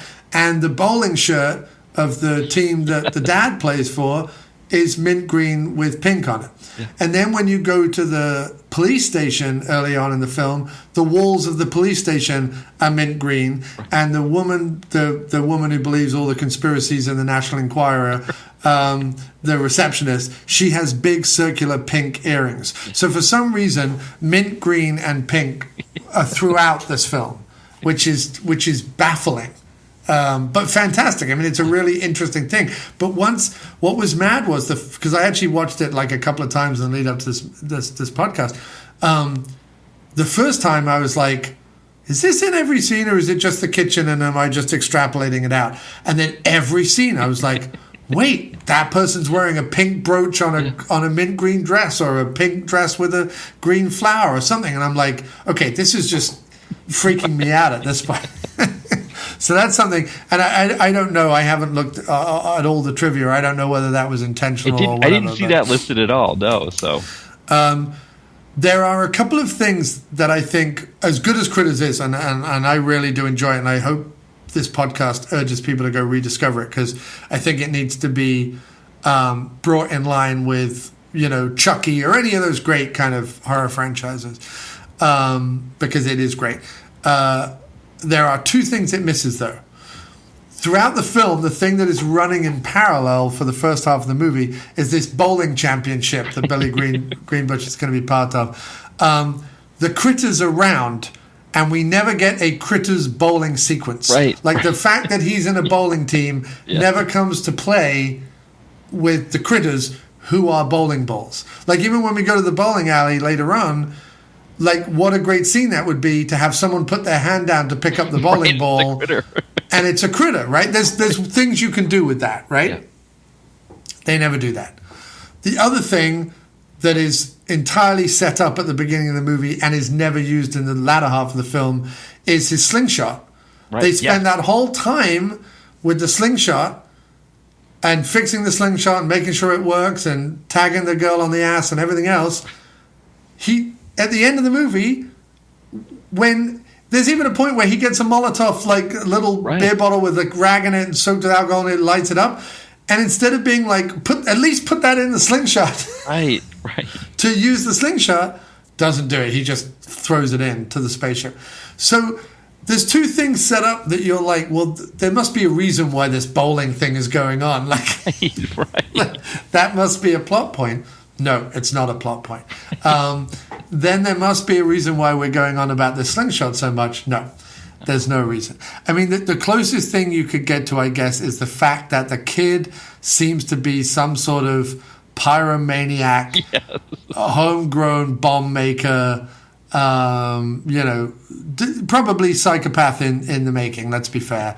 And the pipe bomb that he's seen making at the beginning of the movie is used at the end of the movie. He calls it a firecracker. It's clearly a pipe bomb. He's got this bomb-making kit on his desk. His dad gives him a hard time about playing around with a slingshot, but yet he's got a bomb-making. I mean, he's got literal gunpowder. I mean, I guess it's not literal because it's probably show gunpowder, but the idea is that he's got gunpowder on his, and he's like mixing it to make his own bombs and trying them out by. I think he blew up an X-wing fighter that he had. But that's what it's like in Kansas. Right. Yes. Slingshots. No. Right. It's like lawn darts. We can't have lawn darts. Right. Submachine guns, have at it. As many. A bazooka, you want a bazooka? You can have a bazooka. Lawn darts? Well, no. You're dangerous. No, not allowed that. Kinder eggs? No. Can't have them. But if you want a Gatling gun, we'll sell you 5. Yeah. Machine gun. You can have a machine gun, but you cannot have coffee that doesn't tell you how hot it is. Yes, exactly. We need a warning on the coffee that says caution, contents may be hot. I will say. Or my favorite one on the bottom of a plastic 2-liter Coke bottle that it says open other end, which means someone looked at the cap and went, no, that can't be it. It can't be that I unscrew this very easily unscrewable cap. I'm going to turn it upside down. And utilizing probably a knife or a sharp bit of glass, cut open the bottom of the Coke, because that must be what the manufacturer intended. Must be. Yeah, otherwise, they wouldn't have put the warning on open other end. I've never seen that before. That is. I will say, when I bought my coffee the other day and I burnt my tongue, there were people that did offer me thoughts and prayers. Yes. Oh, good. Excellent. Excellent. And did your tongue heal up? It did eventually. It's good now. It did eventually heal up. Did it heal up the same amount of time that a burnt tongue would normally heal up? And therefore, it wasn't a mystery at all, or did it actually heal up quicker than you were expecting? I did. I now that you mention it, it was just I wasn't even paying attention. The next thing I knew, now that you mention it, it was a little bit quicker. So I wonder if power of thoughts and prayers. Well, let's see if that works. I'm going to send out thoughts and prayers that people buy your book and buy my albums, and let's see if that works. So yeah, the police station sequence at the beginning with M. Emmett Walsh and the woman behind the counter reading, and then they bring in the little dude in the police car.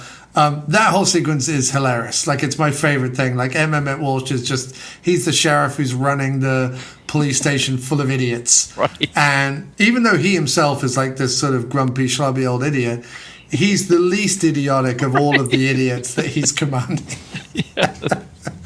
And he knows it. Like, he knows how idiotic his fellow police staff are. But he hangs on in there. Yeah. In Grover's Bend, Kansas. But I love that whole sequence in the police station and everything. So the Power of the Night, we've already mentioned it, but it is my favorite, one of my favorite horror songs. It's up there with Darkest Side of the Night, which is also another gibberish power ballad from Friday the 13th, Part 7.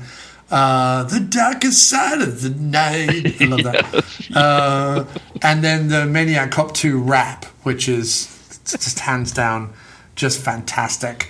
And then wasn't there like the Fat Boys rap or whatever with Nightmare on Elm Street? Is that 3? I think so. My favorite Nightmare on Elm Street one is when you watch the credits of the first one.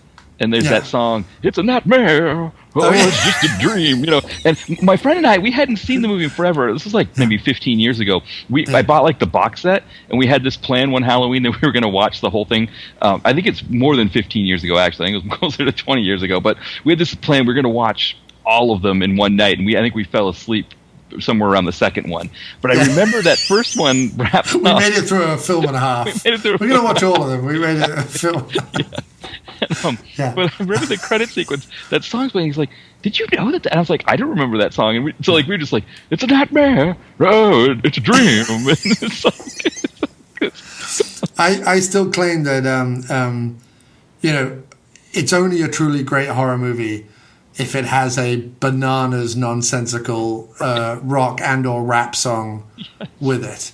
The same goes for like the Dragnet rap and things like that. Like I've got so much time for like tie-in tracks like that. You know what I mean? Like the fact that along with acting in Dragnet, Tom Hanks and Dan Aykroyd went into a studio probably for multiple days and recorded a music video for the whitest rap ever. It's whiter than anything that Vanilla Ice did. It's like the whitest rap ever. And it's a rap about like how great the police are. Like it's bonkers. Yeah. And just imagining them like in the studio with the big headphones on, like holding, almost like the "We Are the World" kind of thing, where they got the screen in front of them, like was that a good take? And like the whole, did we get? Well, that's that my favorite thing about We Are the World, because the music video for We Are the World, as everyone knows, it starts with Michael Jackson and Bruce Springsteen and Bob Dylan and Quincy Jones and all those guys, and then it builds and builds, and then to the point where everyone is in the studio singing, and then out of nowhere, Dan Aykroyd is on the back row singing for We Are the World. There's no other actors there. Like it's not like a bunch of other people are there. It's like all the most famous musicians on the planet and Dan Aykroyd. Right. You've got to admire the balls on the fucker. You know what I mean? You've got to admire. Yeah, it's funny because everybody lampoons the whole like Eddie Murphy music career, or other, but the Dan Aykroyd blues career, baffling, isn't it? Right, and nobody ever really fully. I mean, I think there was some comedian who made a joke about it, like how horrible it was that these white guys are doing the blues. George Carlin. George Carlin. That's what it was. Yeah. George Carlin did a whole rant about white actors singing black music. Yeah. And how horrific it is. What's hilarious is it continues today with Jim Belushi, because if anything says, popular music, it's Jim Belushi. And I'd like to preface this by saying I'm actually kind of a fan of Jim Belushi. I think he gets a bad rap. I've heard that he's a dick or whatever, but everyone's a dick. I've heard that Jon Stewart is a dick, and everyone thinks the sun shines out of his ass. So, Jim Belushi being a dick. David Cross didn't like Jim Belushi. Oh, cry me a fucking river, Cross. Whatever. Jim Belushi gets a hard time, but we've all agreed at some point that the Blues Brothers was great when it came out. It was a thing. It served a purpose. We all enjoyed it when we were 12 or 14. And it's still a fun romp, and the music's still killer from the first film, and it's still great. But it should have died then. Yeah. You know what I mean? We didn't need more, right? We didn't need any more of that. He just about got away with the Ghostbusters song. He just about got away with a bunch of, again, white actors kind of doing goofy dances along with sort of a funk rap kind of thing. That's fine. You got away with that. Then he does We Are the World. And then in Nothing But Trouble, he has the hip-hop group from Oakland, Digital Underground, which means there is a cameo by a young Tupac Shakur in there, in which he, as a penis-nosed old cretin of a judge, plays like jazz organ over the top of a Digital Underground rap in Nothing But Trouble. He's in We Are the World. Then he's just like, how about we keep the Blues Brothers going? He tries John Goodman in the movie. Everyone hates the fucking movie. So then he's like, who else is knocking about? Jim Belushi's not doing anything. How about we start touring as the Blues Brothers around the House of Blues, which is, this like TGI Friday style blues bar that Dan Aykroyd owns around the world. And he's like, what if Jim Belushi and I just show up occasionally and annoy people? Apparently it works. It's bad. That's his career, and now he's a Crystal Head vodka magnate. Right. Now he makes the purest vodka out of ghost farts or whatever it is. Well, he was also in Crossroads with Britney Spears, the Britney Spears movie. Yes, he played her dad. Which made no. I think I reviewed that one for the blog because I was doing like these wild card posts about bad movies, and I didn't know he was in the movie. It's just like there was a time in the '80s where whatever Dan Aykroyd was doing, everybody knew about it, and suddenly he's just in a Britney Spears movie and nobody knows about it. You would have thought when they were advertising for the Britney Spears movie, they were like, and Dan Aykroyd plays the dad, but it was like, no, I feel like Celtic Pride really knocked it all on the head. I feel like that's where he was. Or was it that, or was the Jack Lemmon, My Fellow Americans movie? Was that the Jack Lemmon, Dan Aykroyd, and James Garner movie or whatever? He did that in Celtic Pride, and people looked at them in the video store and were like, I don't know what this is. It's not Chevy Chase. It's not John Belushi. It's not John Candy. Because no one watches a Dan Aykroyd movie for Dan Aykroyd. So, right. And I do. Listen, again, I love Dan Aykroyd. Like I pay jokey homage to the guy, but I love Dan Aykroyd. He wrote my childhood. And he's incredible in all the movies he's in. And he was a really great cast member of SNL. Right. But you don't watch any movie he's in for him. Right. You watch Ghostbusters for Bill Murray.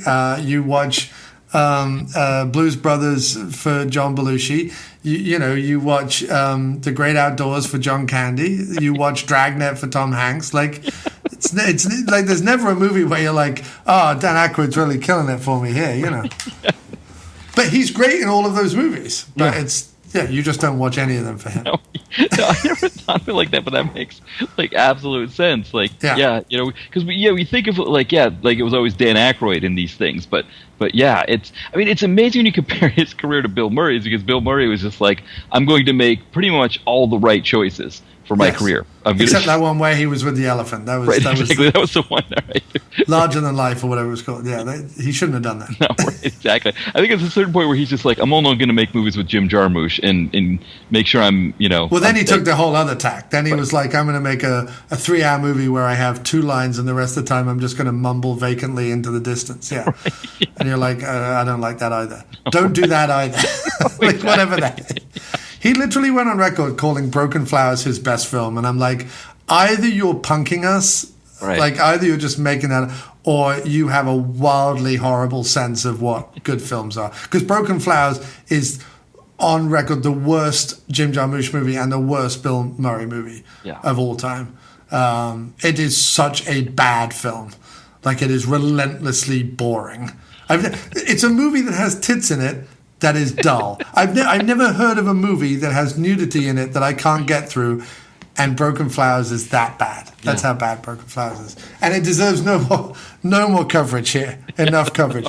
Back to Critters. I will say the one thing about Jarmusch's movies is it does astound me that there weren't more Broken Flowers. When you watch his movies, like it feels like there's a very thin line between, like Strangers in Paradise becoming a Broken Flowers, or totally, yes. Yeah, it is amazing when I look at that there weren't any other real Broken Flowers in his career. There was a point where he was sort of this artistic wonderkind. Then there was this point where it was bordering on pretension, and then it was just like self-referential, pretentious hell for like the rest of his career.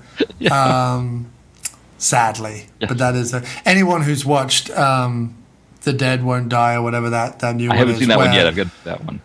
It is literally a parody of a meta take of a pretentious film of a Jim Jarmusch popcorn fart. Like it's completely, it's totally weird. Like it meta references things in the film that only exist in the film, but reference them as if they're popular, even though they're only popular within the world of the film. Like it's totally bonkers. But at the same time, Adam Driver makes Star Wars jokes in it, and we're all meant to be like, oh right, because you would. I mean, seriously, it's the worst. Anyway. Anyway, back to Critters. So everyone needs to go out and buy Johnny Steele's The Power of the Night, because it's fantastic. Sung by the actor who would go on to be in, I think, the first 3 Critters. Yeah. Terrence Mann is in the first 3. And he is a Broadway actor. That's where he got his start. And he has the quote, what is Terrence Mann's quote? Movies will make you famous. Clearly didn't work for him. Television will make you rich, and theater will make you good. That's what Terrence Mann says. The TV part, I think, actually, I agree with. I mean, talking about Jim Belushi, I mean, he was just sort of kicking around trying to find his niche, and suddenly he gets a sitcom for 8 years, and I'm sure he's probably set at this point. Yes, completely. Yeah. Well, now he's farming cannabis, so he's definitely set. Yeah. But according to Jim, 8 seasons. 8 seasons. Yeah. Blue Bloods, the TV show, has 8 seasons. Jag, the TV show, I think had 11 seasons. Yes. I liked Frasier, but I don't know that we needed 11 seasons of Frasier. Yeah. But anyway, it is what it is. Good luck on Jim Belushi, because I feel like Jim Belushi did some really interesting films. People do not believe me on this. Right. I mean, gang-related, talking about Tupac. Really interesting films. Yeah. He never got his due for any of them.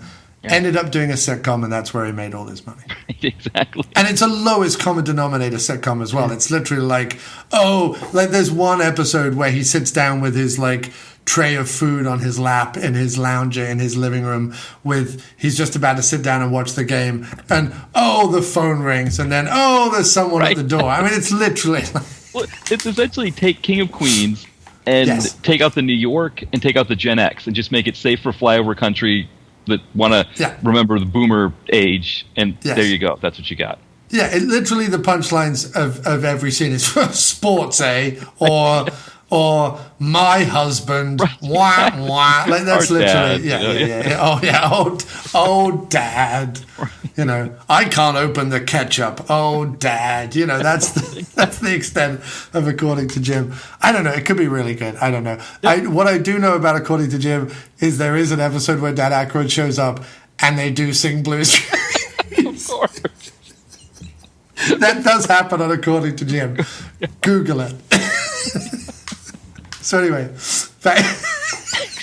I just want to talk about According to Jim now. No, Critters. So in Critters, as we said, the New York hotshot played by Billy Zane, he has a license plate that reads "Too Great," with the great being an 8 with a T on it.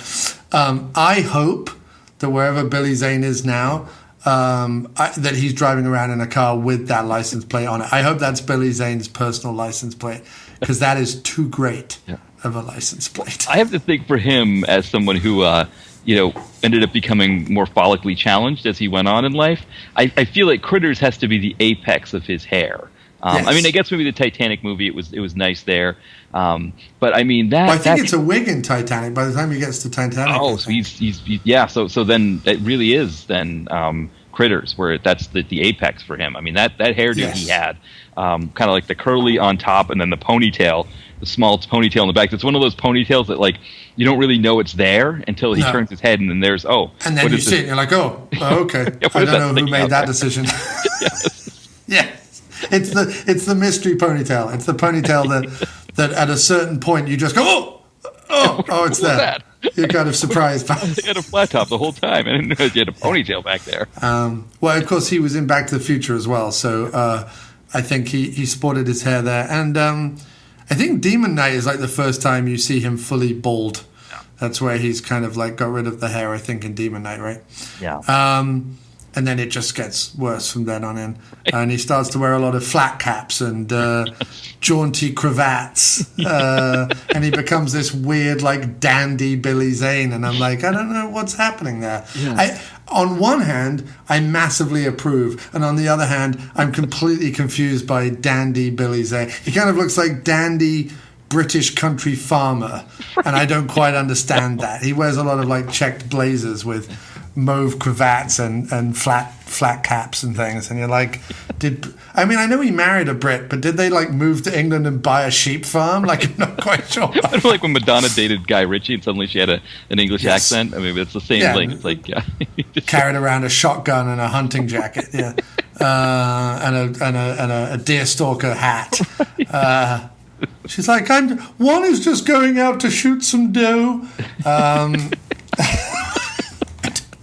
I don't know. Anyway, I love that Daughter and Billy Zane leave in the middle of dinner to very obviously go have fuck time in the bar. Right. Like, I love that. Like, the parents are just sat at dinner. She doesn't even wait for them to finish dinner. She's just like, I'm horny now. Right. Like, I've got to get to that bar. They drive to the barn. It's like why do they do that? Right. Why do they get in the car and drive down to the barn, which is literally right there by the house? I think the reason for that is that the parents are easily fooled, because apparently the parents thought that the car trailed off, even though like it just drove for 2 seconds and stopped and shut off its engine. Yeah. They must have thought that meant it had driven away. Yeah. These parents who, by the way, Daughter leaves in the middle of dinner to go have fuck time in the barn with Billy Zane. Already not a good idea. Because Billy Zane will impregnate you and he will not pay any child support. No.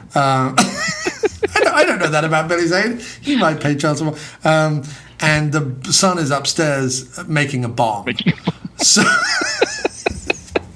that's great parenting by Dee Wallace and Billy Greenbush.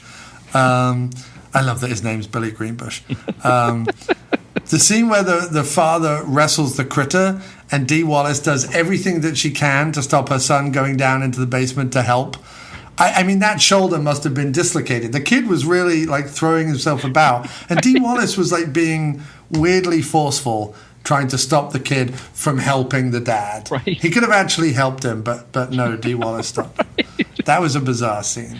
I mean, it's fun because the dad's getting bitten up and shot in the neck with darts and stuff, and it's awesome. But because that's really the thing where Critters excels. You go, well, yeah, I don't want to get bitten by a critter, but then, oh wait, they can shoot poison darts at me as well. Like, that's fantastic. Yeah, it was like fascinating too how, like, he's just got these big wounds on him, and it's just sort of like Dee Wallace just sort of patches him up after, because you think, like, can they kill the dad off this soon? Like, is that something that's they're able to do? Is it, I mean, Billy Zane, you get it, right? Like, Billy Zane is in the film for the whole purpose of getting eaten, but the dad. Well, also he was having, he was making the beast with two backs in the barn with the daughter. He needs to die because that's the rule of the horror film. If you are caught in the middle of horny times with the daughter of the farmer, then you're going to get a stomach full of critter, and you deserve it. Yeah, especially in Kansas. That's especially in Kansas. Although, do you think he dies with a boner? That's the question. Like, is he still semi-hard as the critter is eating him? Or do you think that the moment the critter attacks him, he goes flaccid, like instantly? How does that work? Because there's like the whole blood thing, right? With like, because the Yes. penis, it takes a large amount of blood at that point. Yes. But I wonder if when you start getting bitten by, because doesn't he get like his fingers bitten? Like you got to hold his hand He gets back. his fingers suddenly, bitten. Yeah, he gets his fingers bitten off. Yeah. But I think that the finger being bitten off probably just aroused him further. Right. I think it was probably not until his stomach started to get fed upon that's when he really got. I'm just guessing. Billy Zane's peccadillos. I'm just guessing about that. The housewives. Oh, this is my favorite bit. Is in the church. So there's two sequences in the film. The worst bounty hunters in history. They literally land on the planet instead of, I don't know, tracing the wreckage of the spaceship, or I don't know, following the dead things, or following a trail of blood, or going to the nearest barn where the spaceship landed. They don't do any of that. What they do is drive through a church and then show up at a bowling alley and smash some bowling pins and blow everything up.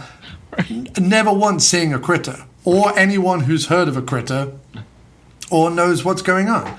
Yet they assume that driving through a church or showing up at a bowling alley, perfectly reasonable bounty hunter business.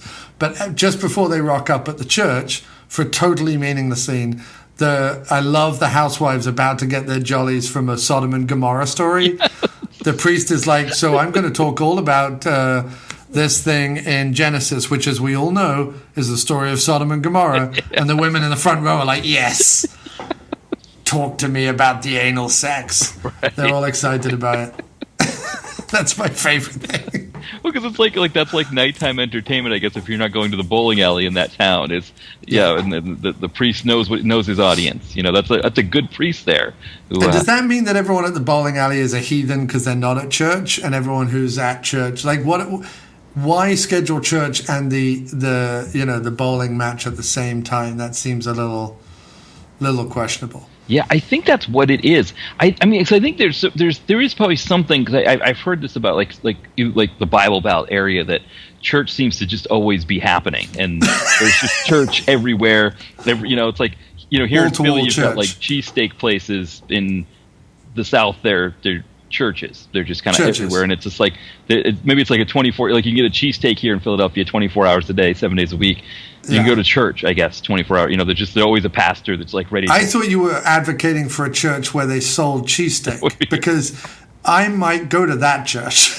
I wouldn't be surprised if one starts to pop up, and the Church of Cheesesteak. Yeah, you get your cheesesteak, and then in the paper wrapped around it, there's like some Bible verse or something, and a kindly old priest who's not really any denomination just comes around and goes, "Oh, the peppers in that one are delicious." You know what I mean? And then he kind of moves on. Like it's just sort of a congregation of cozy things and meats and cheeses. Right. I could get behind that. I like that. On the sixth day, God created Cheese Whiz. Yeah, that's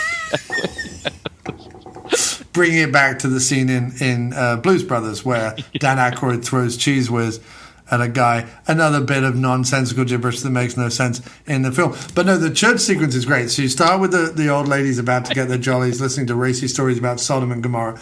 Then they crash through the back of the church. The guys crash through the back of the church. The woman falling on the organ to make the like dun dun, like the jarring chord, is such a great sight gag. Like she falls on the organ and it goes dun dun dun. Like I love that. Then the bounty hunters just blow up the organ, which I think is fantastic. And then and it's an utterly pointless scene because it doesn't teach them anything. It's literally a scene in the movie where they're like, we'll just have these guys show up, blow shit up, and then leave. It teaches them nothing. It adds to nothing. It leads nowhere. But you are happy it's in the movie because a church gets destroyed. Then my second favorite sequence is the bowling alley sequence because we get to see all the different bowling teams. And my two favorite teams. My favorite thing is that everyone on his bowling team, the dad's bowling team, the mint and pink shirts, Right, yeah.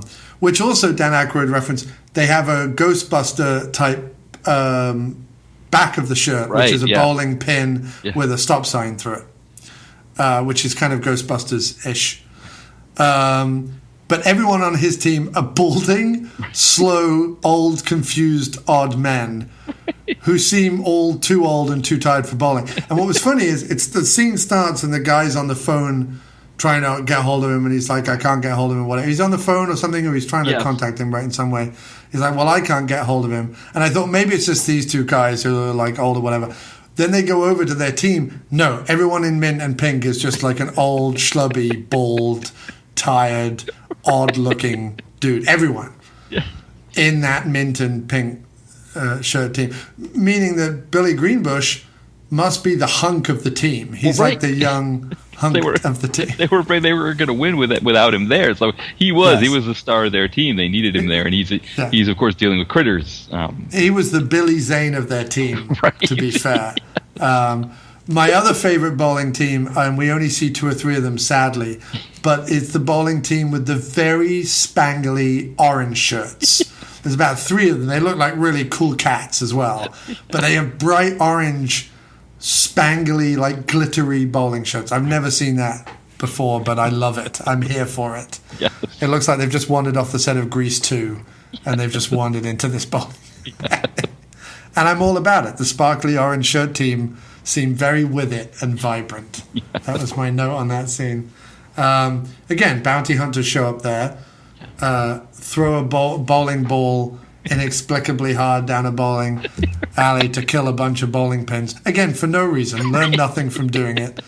Worst bounty hunters in history. They go into a bar, start a fight for no good reason. And it's fine. It's wonderful. It's all action. But it's not moving the plot forward anymore. Right. It's just delaying them from getting to the bar, to the farm, I guess. Yeah. And leaving the family to deal with that. And then, yeah, I already said the kid never uses his slingshot on the critters, which is just bizarre to me. And then at the very end of the movie, there are critter eggs in the barn, which leaves me lots of questions. Because does that mean that the critters came to Earth, and while they were also ransacking the farm, two of them went in the barn and had fuck time? Like, is that what happened? I have to assume, because there's supposed to be 8 of them, right? We find out at the beginning of the movie there was originally 10, and I guess they killed 2 off. Which Right. I feel like for the other critters, you'd think they'd have like kind of an existential crisis. Like, I know if it was me, if I was one of the 8 that survived, that when whoever the prison guard was decided to kill 2 of them, I would be like, this random world, this random thing that we call life, why wasn't I one of the one that was chosen to be killed? But the critters don't care. No, they don't care. There's no morality in that Exactly. society. Yeah. They're just like, Jeff died, let's move on. Same happens. Well, the same happens with like, there's a great scene, which is probably the most Gremlins of all the scenes, where they're like, the 2 on the doorstep say, oh, look, they have weapons. And the guy's like, so what? And then he gets blown away, and the other critter goes "fuck" and runs away, which is probably my favorite thing. So they have a concept of self harm, because that critter goes "fuck" and runs away because he doesn't want to be blown up, Right. but he doesn't care that his pal got blown up. Yeah. He only cares that he might get blown up. Right. So it's a very selfish society, based on food and self preservation, but also the fact that the critter eggs are right at the front of the barn, which means before they hatch, they're easily squashable or killable or whatever. You just flame torch them and whatever. Also, apparently people from outer space have the ability to rewind demolitions. Yes, which is that was fascinating. Yeah. fascinating, right? Yeah. So their house blows up, and it's a pretty impressive explosion for what is essentially a mostly low-budget film. They detonate a farmhouse. But what's even more incredible is they then rebuild it in reverse with space magic. Yes. Well, because my first thought when that happened, right, when the house blew up, I was like, man, this family is screwed because there's no homeowner's insurance that's going to pay out. on this. No home insurance. This isn't covered. Critters blowing up your house. Although they do have critters' eggs to prove that they were here, at least. They can at least prove... But I feel like any insurance company, anything that they can do to avoid paying a claim, Well, it's beyond an act of God. They probably offer thoughts and prayers. That'll be what you get. That's what you get from the insurance company. So the fact that the house was rebuilt made me feel better at the end of the film that this family wasn't going to be homeless. And well, you know why the house blew up the way it did? It's because of all the bombs the kid had stored under his pillow. The moment the space laser hit it, it set off a chain reaction with the kid's bombs, and that's why the whole house blew up. If not, it would have just taken a hole in the roof, but it's because of the kid's bombs. That's why the house just detonated. He had those pipe bombs hidden all over the place. I know. I mean, it was ready to go up at any time. Yeah, it's absolutely frightening, the idea that this kid is kind of the hero of the film to some extent, because he is like Unabomber in I mean, this is FBI's most wanted kind of like, putting pipe bombs all over the place. And he's ginger, kid. Which as we know is a naturally aggressive form of the species. Right. The red-headed are known for being particularly strange and violent. Right, exactly. Which is fascinating too, because he's the only member of his family that's ginger. Like everybody else is it's just sort of just out of nowhere. Here's this redhead kid with brown eyes too. I don't know if I guess it's you were about to say everyone else in the family is normal. No. They were non-redheads. They were non-redheads. But yeah, no. There he is, and he's building pipe bombs. I guess that maybe he was the only one. They were follically normative. Right. That's what they call it now? Right. Follically normative. Don't be so follically normative with our brown hair. Right. And yeah, so he may have been the only non-follically or the follically unnormative, or not follically normative. I don't know what we call it, because you can't call them gingers anymore, because that's the G word. That's the equivalent of saying the N word. It's calling them gingers. So you can't say that anymore. You can't call them freaks of humanity. That's considered rude. You're not allowed to call them Malachi from Children of the Corn. But so I don't know what you call them. I don't know.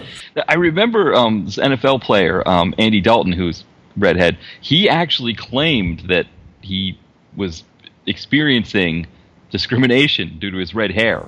Yeah. While he's playing. It probably was. Yeah. Freak. It's pheomelanin is what gives red hair its distinctive color. So they're probably called phemomes or something. You know what I mean?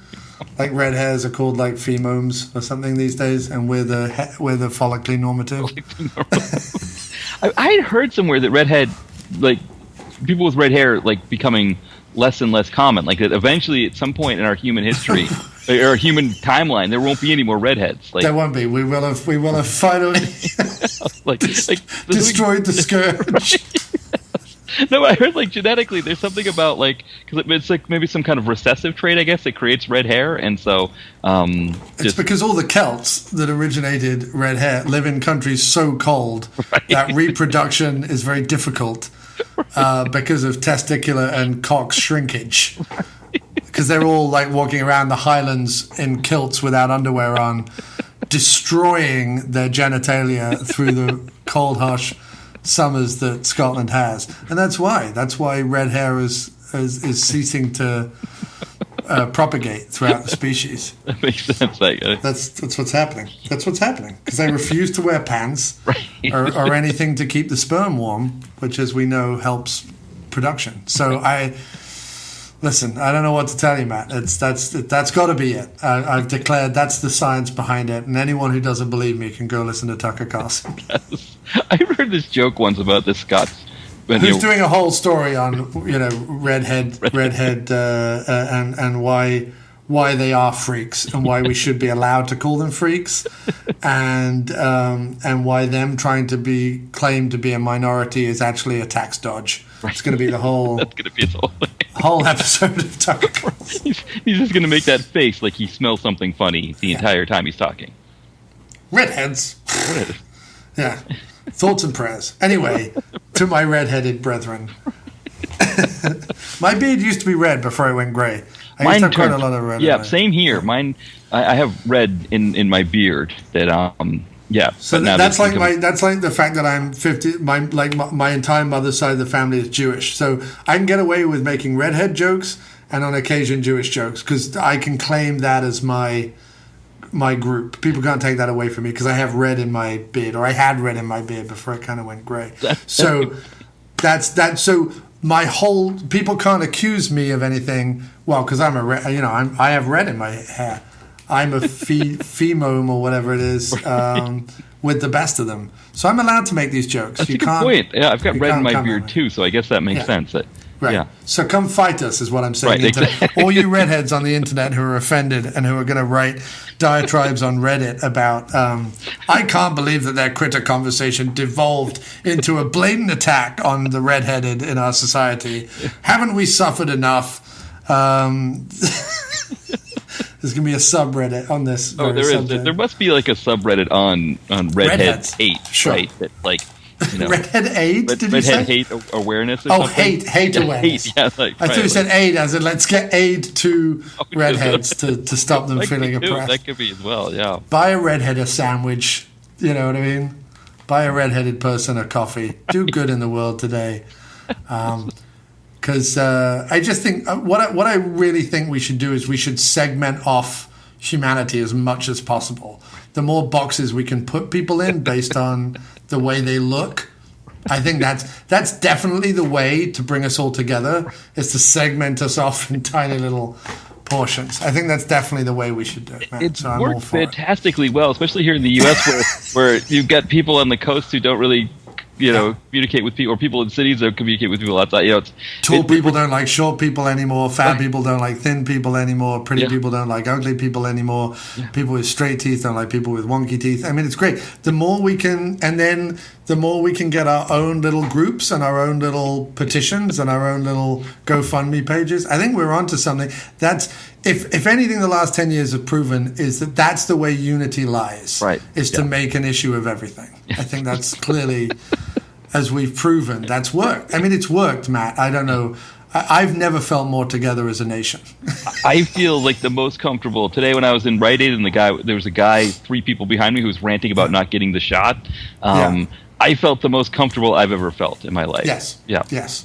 I felt. I love it when people who aren't wearing masks audibly spit on me, because it's their right to do so, Matt. And who are we to challenge people who are that dumb? Anyway, with that, do you have any more comments on Critter, sir, before we wrap this up? I think one of the things, it's not that I have an issue with M. Emmett Walsh. I just, I remember seeing him in Red Scorpion. Can we just shit on M. Emmett Walsh for a while? I didn't like his character in Red Scorpion, and I always kind of felt like he got like a nice comeuppance when he's like getting burned with a cigar by Brian James and all of that. But I have to say, him getting thrown through a window in this film was.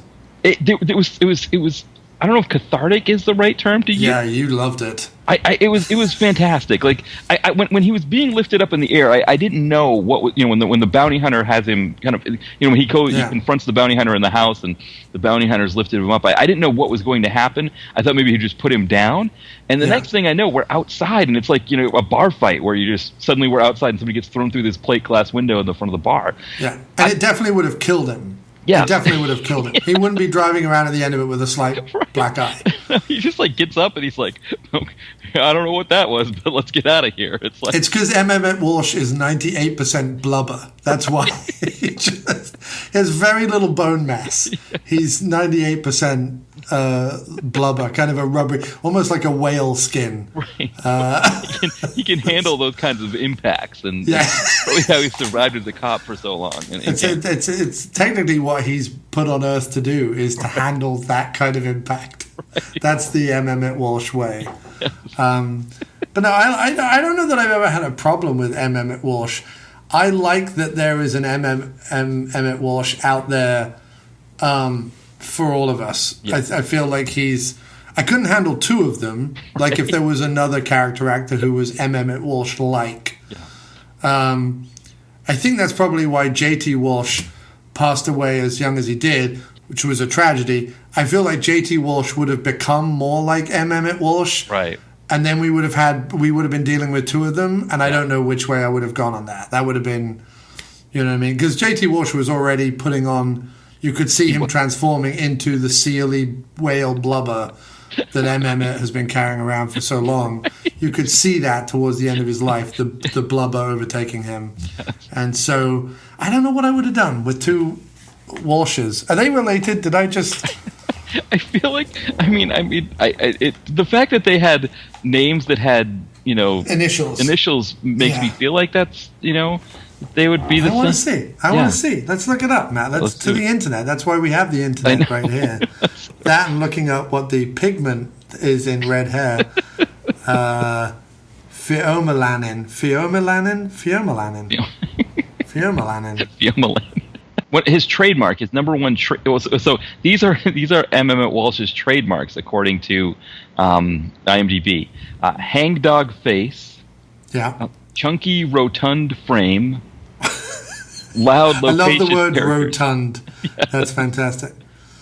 He's from New Hampshire, apparently, or he attended Tilton High School in New Hampshire. I didn't realize that. Oh, he was born in New York, but he I guess must have moved to New Hampshire. I don't know that they were related. Yeah, we're not seeing it. Yeah, and the M stands for Michael. I didn't know that. So. And the J stands for Jim and JT Walsh. Yeah. James Thomas Patrick Walsh. Yeah. But I do not see that he is... I don't see it either. Nope.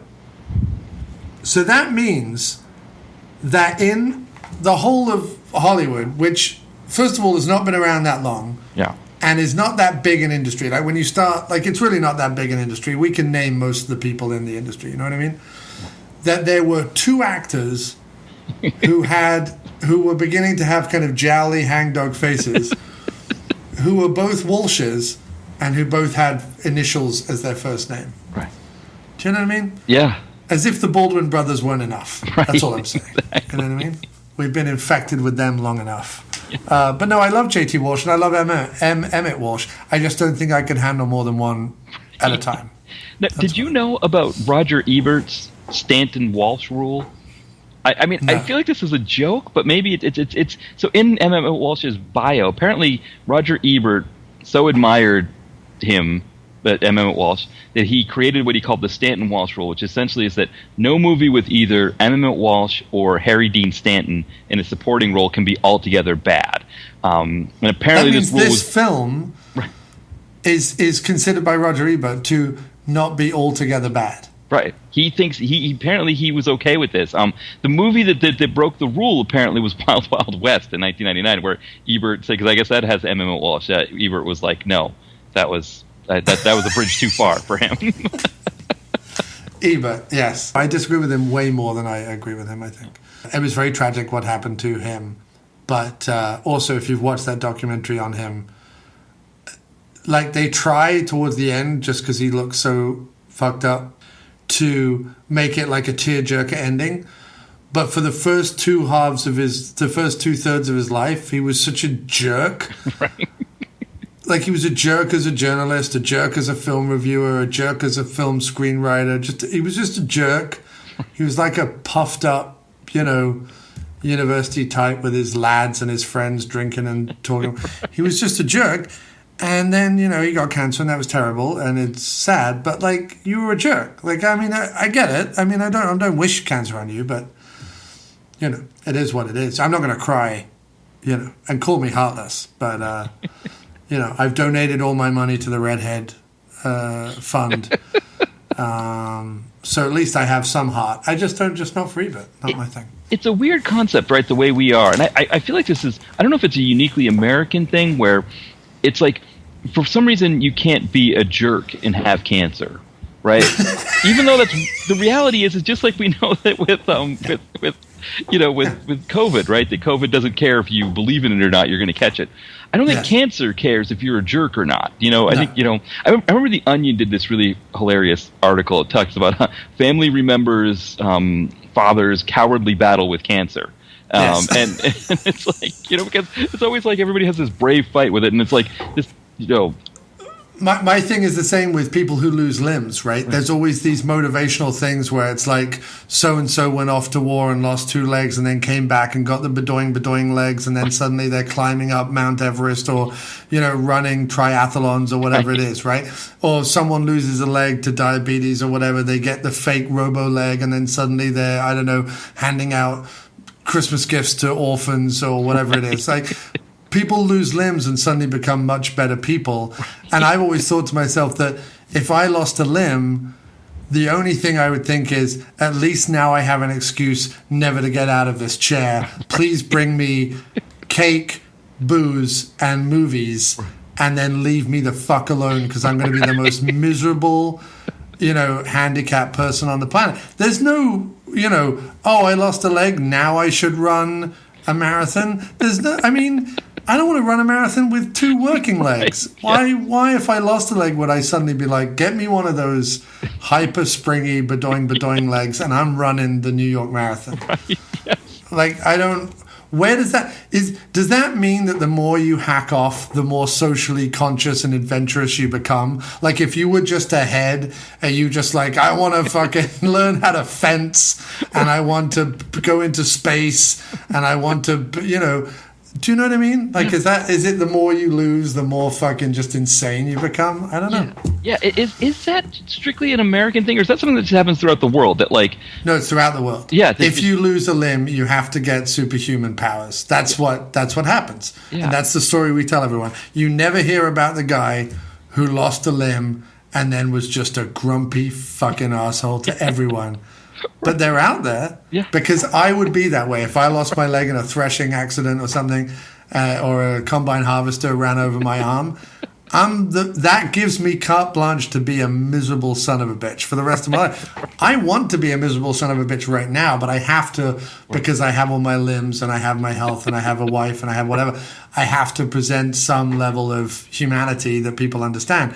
The moment I have an excuse not to show that, you better know I'm taking it, Matt. I never considered that before, but it's like if I was today, for example, in line, if I was missing a limb, I could have been quite the jerk. I probably could cut people in line.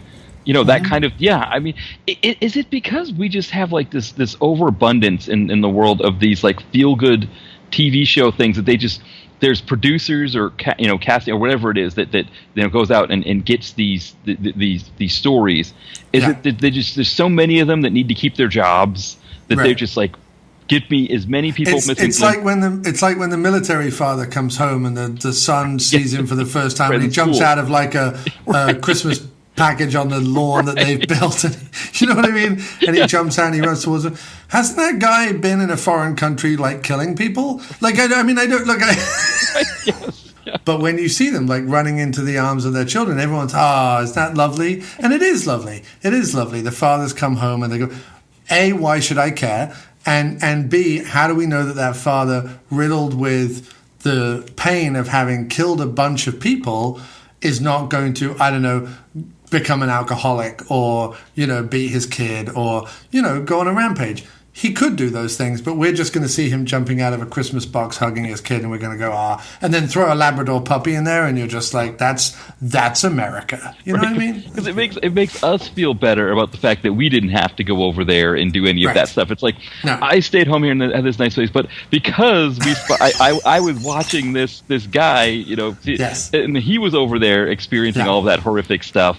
And I wore a pin that said support the troops, or stuck a sticker on my car, or, whatever. But then, when they come back with PTSD or they become homeless or they can't afford their healthcare benefits because, they were living next to burn pits in hellish wastelands of Afghanistan or Iraq or whatever, do I demand of my government to look after them? Do I go volunteer at a kitchen? Do I give money to the VA? No, I don't do any of those things. But I have a badge on my car that says support the troops. And I think and I offered thoughts and prayers, which I really think is the most key important thing to do.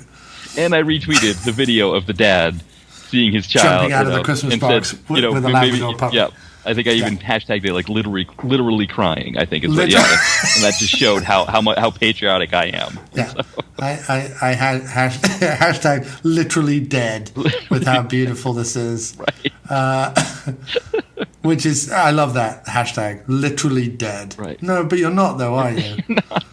You're not though. You're not even mildly. Like it didn't, you probably aren't even audibly laughing. You probably just went, and then hashtag literally dead. It's not that funny. I don't know what you're laughing at, but okay. Yeah, it is amazing. It's like there's this thing where I guess through social media or something, we've lost the ability to properly find things funny, I think, is what it is. Like, we don't know how to express humor. It's got to be, okay, so LOL isn't enough, so now it's got to be literally dead, or, ROTL, something like that. It's like, when before it was like when we were kind of all in person, and something was funny, we all got to see each other just laughing at it, and that's all it was. We just laughed at it. But now it's like we have to somehow convey this idea of all being together and watching something and laughing at it. Yeah. I don't know what it is. Yeah. And also, things are less funny now, just in general, less funny. Either that, or what I find is, like, I find people will share something with, like, hashtag literally dead, or, like, the little crying, laughing emoji or whatever, and you watch it, and it's like a guy being hit by a steamroller and then having his testicles set on fire. And I'm like, that looks awful. Has someone checked if he's okay? And there's other people who have commented on it. Ha ha ha, this is the funniest thing ever. And I'm like, this isn't funny. A guy died. Like, you're laughing at, like, a guy who tries to make an ollie on his skateboard and ends up, like, smacking his head repeatedly on a concrete boulder, only to then roll out into the street and be hit by a truck, or even better, a short bus, a short school bus. People are laughing at that for weeks. They're hashtag literally dead because the guy on the skateboard is literally dead. Yeah, it does amaze me with that kind of stuff. Like, just I get Schadenfreude. I'm always a big fan of Schadenfreude, but I think there's a point where, I don't know if that's because, like, our commercials have become more violent too, where it's just like, it's funny to see a dad, like, playing wiffle ball with his child and getting hit in the balls, and it's like, oh, that makes me want to buy Doritos, seeing that dad get hit in the balls. It's like, that's great. It's like, oh, that's Super Bowl halftime commercial. I thought you were going to say that commercials had made people want to be more violent, because every time I see an insurance commercial, I want to do violence to everybody in the commercial. If I see that guy with his emu again, I want to kill that emu in front of him and, like, strap him down and then, like, force feed him the emu, like, even past the point of, like, vomiting. Like, he's so engorged with the emu, and there's still, like, a whole butt and a leg and a wing left that he's got to eat. I just want to, because it's so annoying. I have no idea what it has to do with insurance. No. I have no idea why he's a cop, 70s cop / emu partnership who are doing what I don't. And none of the jokes are good. Like, that's the thing. It's like, 70s cop is just a gold mine of good humor, and they miss every one. I mean, it blows my mind too. Like, with the amount of money that these insurance companies bilk off of people every month to be able to drive their cars, and they can't get better, like, more talented people to make these commercials. There's literally an ad where they're in a helicopter, and then the joke is they're not really in a helicopter. It's like, and don't even get me started on Geico commercials. I want to skin that lizard, force feed it to that wee pig, chop that pig up, and then force feed that to all the other Geico. Because the Geico has 780 different mascots. It can't just pick one. It has lots of different things. 15 minutes save you 15% or more. Every time I hear that, I want to be the ginger kid in Critters building pipe bombs to find out where I can go to the Geico headquarters. Or the Geico ad department. The FBI listening in, they're like, at 2 hours and 35 minutes, John said that he wants to pipe bomb the Geico headquarters. I just love the idea of the FBI having to listen to the whole episode. Right. Because this episode has been flagged as maybe having something in it by the algorithm or whatever. And then they're like, do we have to listen to the whole 2 hours and 30 minutes of these guys talking? They start a dossier on some sort of anti-ginger organization, anti-ginger, anti-car insurance organization. There seems to be a guy who's very angry about car insurance and ginger people. If we could track him down, stop him making pipe bombs instantly. And then that Flo one of Progressive. I don't even know where that's going either, because at a certain point she left the ads and someone else came in and they were like Flo's family or something. Or like Flo's, weren't they like a rivalry for Flo? And she was like, who are you and what are you doing here? But they'd taken over, and I'm thinking, wait, did they fire the actress? Did she put a tweet out that said she didn't like ginger people or something, and they canceled her or something? And then it became a thing, and I don't know. And then suddenly Flo's back again, and she's advertising car insurance with the animated cast of the Addams Family. Addams Family 2. And I'm like, did anyone consult the cartoonists that they wanted to be involved in this? No. They just CGI'd those Addams Family and forced them to sell car insurance. They didn't even get it. I mean, that's just slave labor of CGI characters, and I just think that's wrong. Yeah. I think what it was with Flo, because she was like a comedic actress before. But couldn't translate that into anything funny. Right, she was like, well, so she gets the Progressive or whatever it is ads, and she's like, okay, so this is making me money, but it's like I'm kind of sick of these because they're lowest common denominator crap, and I'm doing the best I can with this material. She tries to maybe go it out there and realizes like, well, the work's not there, and they're willing to pay more, and so.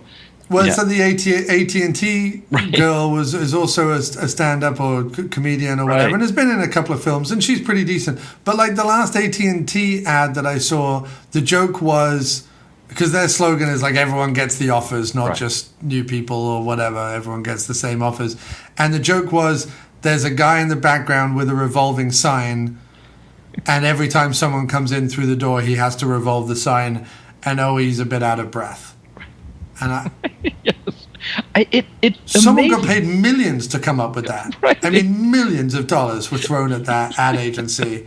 They were like, sorry, could you run past the concept again? Well, there's a sign in the corner that says new people get the offer. But if you turn it, it says existing customers get the same offer. Why wouldn't you just write that on one panel? No, because the joke is that every time someone comes into the store, I have to revolve it. Oh, he has to revolve it. Well, that's what's causing the action and the interest. But it's also humorous because he's going to be out of breath. Wait, he's going to be out of breath? Well, because it's a very big sign. If it's a sign that big, why doesn't he just write it on one side? No, the joke is, can you imagine being the guy who pitched that? And everyone just went, I mean, give that guy $1 million. You know what I mean? I remember seeing Noam Chomsky do this thing where he's like, talking about how companies are lying to us with their ads, and he's like, if they're really honest, like a car commercial is really honest, instead of having the car jumping off a cliff and landing, it would just be the car in the middle of a room, and you're kind of, seeing the car from all sides, and then all the car's stats are appearing to the right and left of it and telling you what the car does. For me, I feel like if these ad people can't do a better job than they're doing, why not just go the Chomsky route? Just give up and just, because it at least would save our sensibilities a little. Though I say it hurts our sensibilities. I mean, I remember a friend one time was performing music for like a halftime show at a bar, for like a Super Bowl, and I remember every bad commercial where a dad got hit in the balls, you just hear this loud, uproarious laughter of people watching it, like, oh, that was the best, I love that, I want to get more Doritos. And and then it's like, the talk shows the next day are like doing the whole like oh, what was the best ad of the thing? And it's like, again, it's just dad getting hit in the balls, and then this old celebrity that showed up that you haven't seen in a while, and it's like, oh, look at them in this ad, and isn't that great? And it's like, no, it's not that great. And the best thing that happens is when one of the talk show guys mistakes Samuel L. Jackson for Lawrence Fishburne. Like, that's the best that we can get, from those kind of things. It's yeah. Oh, and don't even get me started with celebrities doing credit card commercials. Right. Yeah. They've roped Eugene Levy in now, and my soul just died. Like Eugene Levy being like, "What's in your wallet?" And I'm just like, "Oh, that hurts. Yeah. It just hurts." Like, Eugene Levy, you were so great in my... Like, Eugene Levy was the guy that if he showed up and he was in a John Candy movie or in, like, Club Paradise with Robin Williams or whatever, like, you were just like, who's that guy? Because I knew him from the film before I knew SCTV. I kind of then knew SCTV retrospectively. And I'm like, he's so funny and so, like, Armed and Dangerous, he's awesome. And these movies that he's in with these guys, like, I love it when he shows up. And then, weirdly enough, and I love him in the Christopher Guest movies. Oh, yeah. I couldn't get into Schitt's Creek. I just couldn't. It didn't matter how many times people told me. Yeah, we couldn't get into it either. Everyone tells me, like, oh, by season 3 it gets really good. I'm like, I'm not watching season 1 and 2 to get to that point. Because at season 1 I couldn't get past episode 3. And I love Levy and Catherine O'Hara. I mean, I'm the biggest fans of them. They're the best thing in any of the Christopher Guest movies. Yeah. Mighty Wind, they're hilarious. Yeah. The dog one, really good. Best in show. But, yeah, I just couldn't get with it at all. Then I see him and his son, Dan Levy, doing commercials, and I'm like, I mean, my soul dies. Yeah. My soul dies. I'm just like, it was one thing when, De Niro or Samuel L. Jackson or fucking Jennifer Garner or someone does a commercial. You kind of go, all right, whatever. Right. But like Eugene Levy, really? Yeah. You've just had the most successful thing in your whole career. Right. Is really the next step? Like, we forgave you for New York Minute with the Olsen twins. We forgave you for American Pie 8, Stifler's Cock or whatever. We forgave you for that. We forgot that you had done those films. We had just gone from John Candy to Christopher Guest to Schitt's Creek for some people. Like, some people really loved it. We'd kind of gone, okay. Then you did a Capital One commercial, and I just wanted to eat a gun. I just wanted to chew a bullet. And it just so... As if 2020 and 2021 couldn't have served more vomitous indignity onto my lap. Because I feel like 2020 and 2021, I've just been sat here while people have been pouring effluent and vomit and cack and whatever else just into my lap. And have just... And the world has just been... If you could just sit there and just... fish heads or whatever. Right. And then it was like, then Eugene Levy did a credit card commercial, and I'm just like, that's it. It was like the trash can came in and hit you on the head. Like the empty it's metal like, trash can, just after all that stuff was dumped on it, just like, here's that. That's it. I can't, I've literally got to a point where I am reduced to, I will produce podcasts and music, and that's it. And I will not go out, and I will not interact with the rest of the world.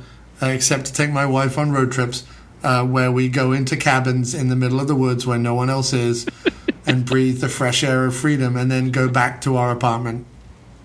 And that'll be my life, because humanity has so disappointed me the last 6 years, but certainly the last 2 years. Yeah. So disappointed me on every level, on every single level. It has disappointed me, from like politics to religion to the internet to social media to regular media to reality TV. It has so disappointed me that I am at a point where I'm like, okay, I'm kind of done interacting with it. I feel like the guy. There must have, like in the movie Idiocracy, right? There must have been a point, like in the evolution of that, because I know he goes into like he wakes up in the future or whatever, but like. There must have been a point between where he was in the normal world in the 90s or whatever, to waking up in Idiocracy. There must have been a point where like the world was mostly stupid, right, but there was still like an outlying group of people with sanity. I feel like we're at that point. Right. I feel like by the time I hit 60, I'll either get swallowed by the stupid or I'll die of something, and I'll tell them not to bother to cure it. Like I'll just be like, I don't want to stay here. Yeah. Like I feel like that's where I'm at, and I'm not even depressed about it. I'm just kind of resigning myself to it. One of the things that my father-in-law will say to my wife, because he's going to be 78 this year, is he says, well, I've got about 20 years left, but you've got 40 years, so you've got a lot more to deal with. Like almost like kind of laughing at us that we're going to be around longer. It is what it is. Like, and I was just talking to my wife the other day, and it was hilarious to me that, so the Chappelle thing came out, right? The Chappelle special came out, and then the person from Hey White People or whatever that show is on Netflix commented about it and said, she's a trans white woman, and she said, I don't want to work for Netflix anymore, right? And then everyone was like, wait, a white person is a showrunner on a black show? Now, she isn't the only showrunner. In fact, she's one of only 2 Caucasians who work on the show. She happened to be a trans woman, so she was vocalizing like her distaste of Chappelle's trans jokes, right? But watching Twitter at that moment go, there's on one side there's a Caucasian, but she's a trans woman, so I don't know what to say about that. And then on the other side there's a black guy, but he's also a millionaire, and I don't know what to say. And I'm just watching Twitter do that and like self-destruct and tie itself up. I was like, this is almost like a fun sport at this point. Like if I could sit on a high ridge with a BB gun, and every time someone lost their mind over something, I could just like pop. That would be amazing. I would love that, just to kind of antagonize the outraged children more. Like the more I can antagonize them, like the kid at the beginning of Critters with the slingshot. Like I would just want to do that, just to rile them up just a little bit more, just to get that bloodlust up in them, because they were wrapping their heads around like, which side of this chasm do we fall on? And I'm like, I don't know. How about you don't get involved? How about if you don't want to watch the special, you don't want to watch the special? If you don't want to watch Hey White Guys or whatever that show is called, don't watch that. Or do watch them and make your own opinion. I mean, I don't know. Do something. But it's just people talking about stuff. Like there was a trans woman who was offended by some trans comments, which is entirely her entire right to be offended by that thing. And she decided not to work for the company. Applaud her, that's fantastic. But like to see them all get like the Chappelle side being all like and I'm like, you guys are hilarious. Like it will literally come down to a situation where the left will eat itself because they're so busy. The only reason that the right have been able to get a hold of the way that they have and perpetuate the horseshit that they've been able to is because we're over here worrying about like 30 genders, you know what I mean? And look, all fair play to everyone who wants to pick their genders. Whatever they want, it's fine. But we're over here nitpicking 30 genders while they're over there just being like, we want God, football, and shotguns. Like they've decided, like they've fast food, God, football, and shotguns, and don't take any of them away from us or we'll riot. Like they've made that decision. They know what they want. We're over here being like we're over here like debating these little things, and that's fine. Like that is progress, but it's progress in a world that doesn't need it right now. What we need is to fight the enemy, and we're over here debating these things. So it's just, it's kind of bad. And I'm just sat in the middle being like, you realize everyone is messed up. Like, I don't care what you identify as. Yes, right. Everyone is a mess.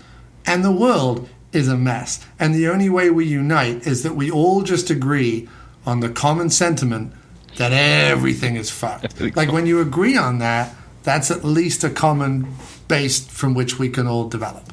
But you are fundamentally coming at, the left and the right are fundamentally coming at the world as if there is a right way of doing it, and that there is a final happiness that can be achieved, and it can't be.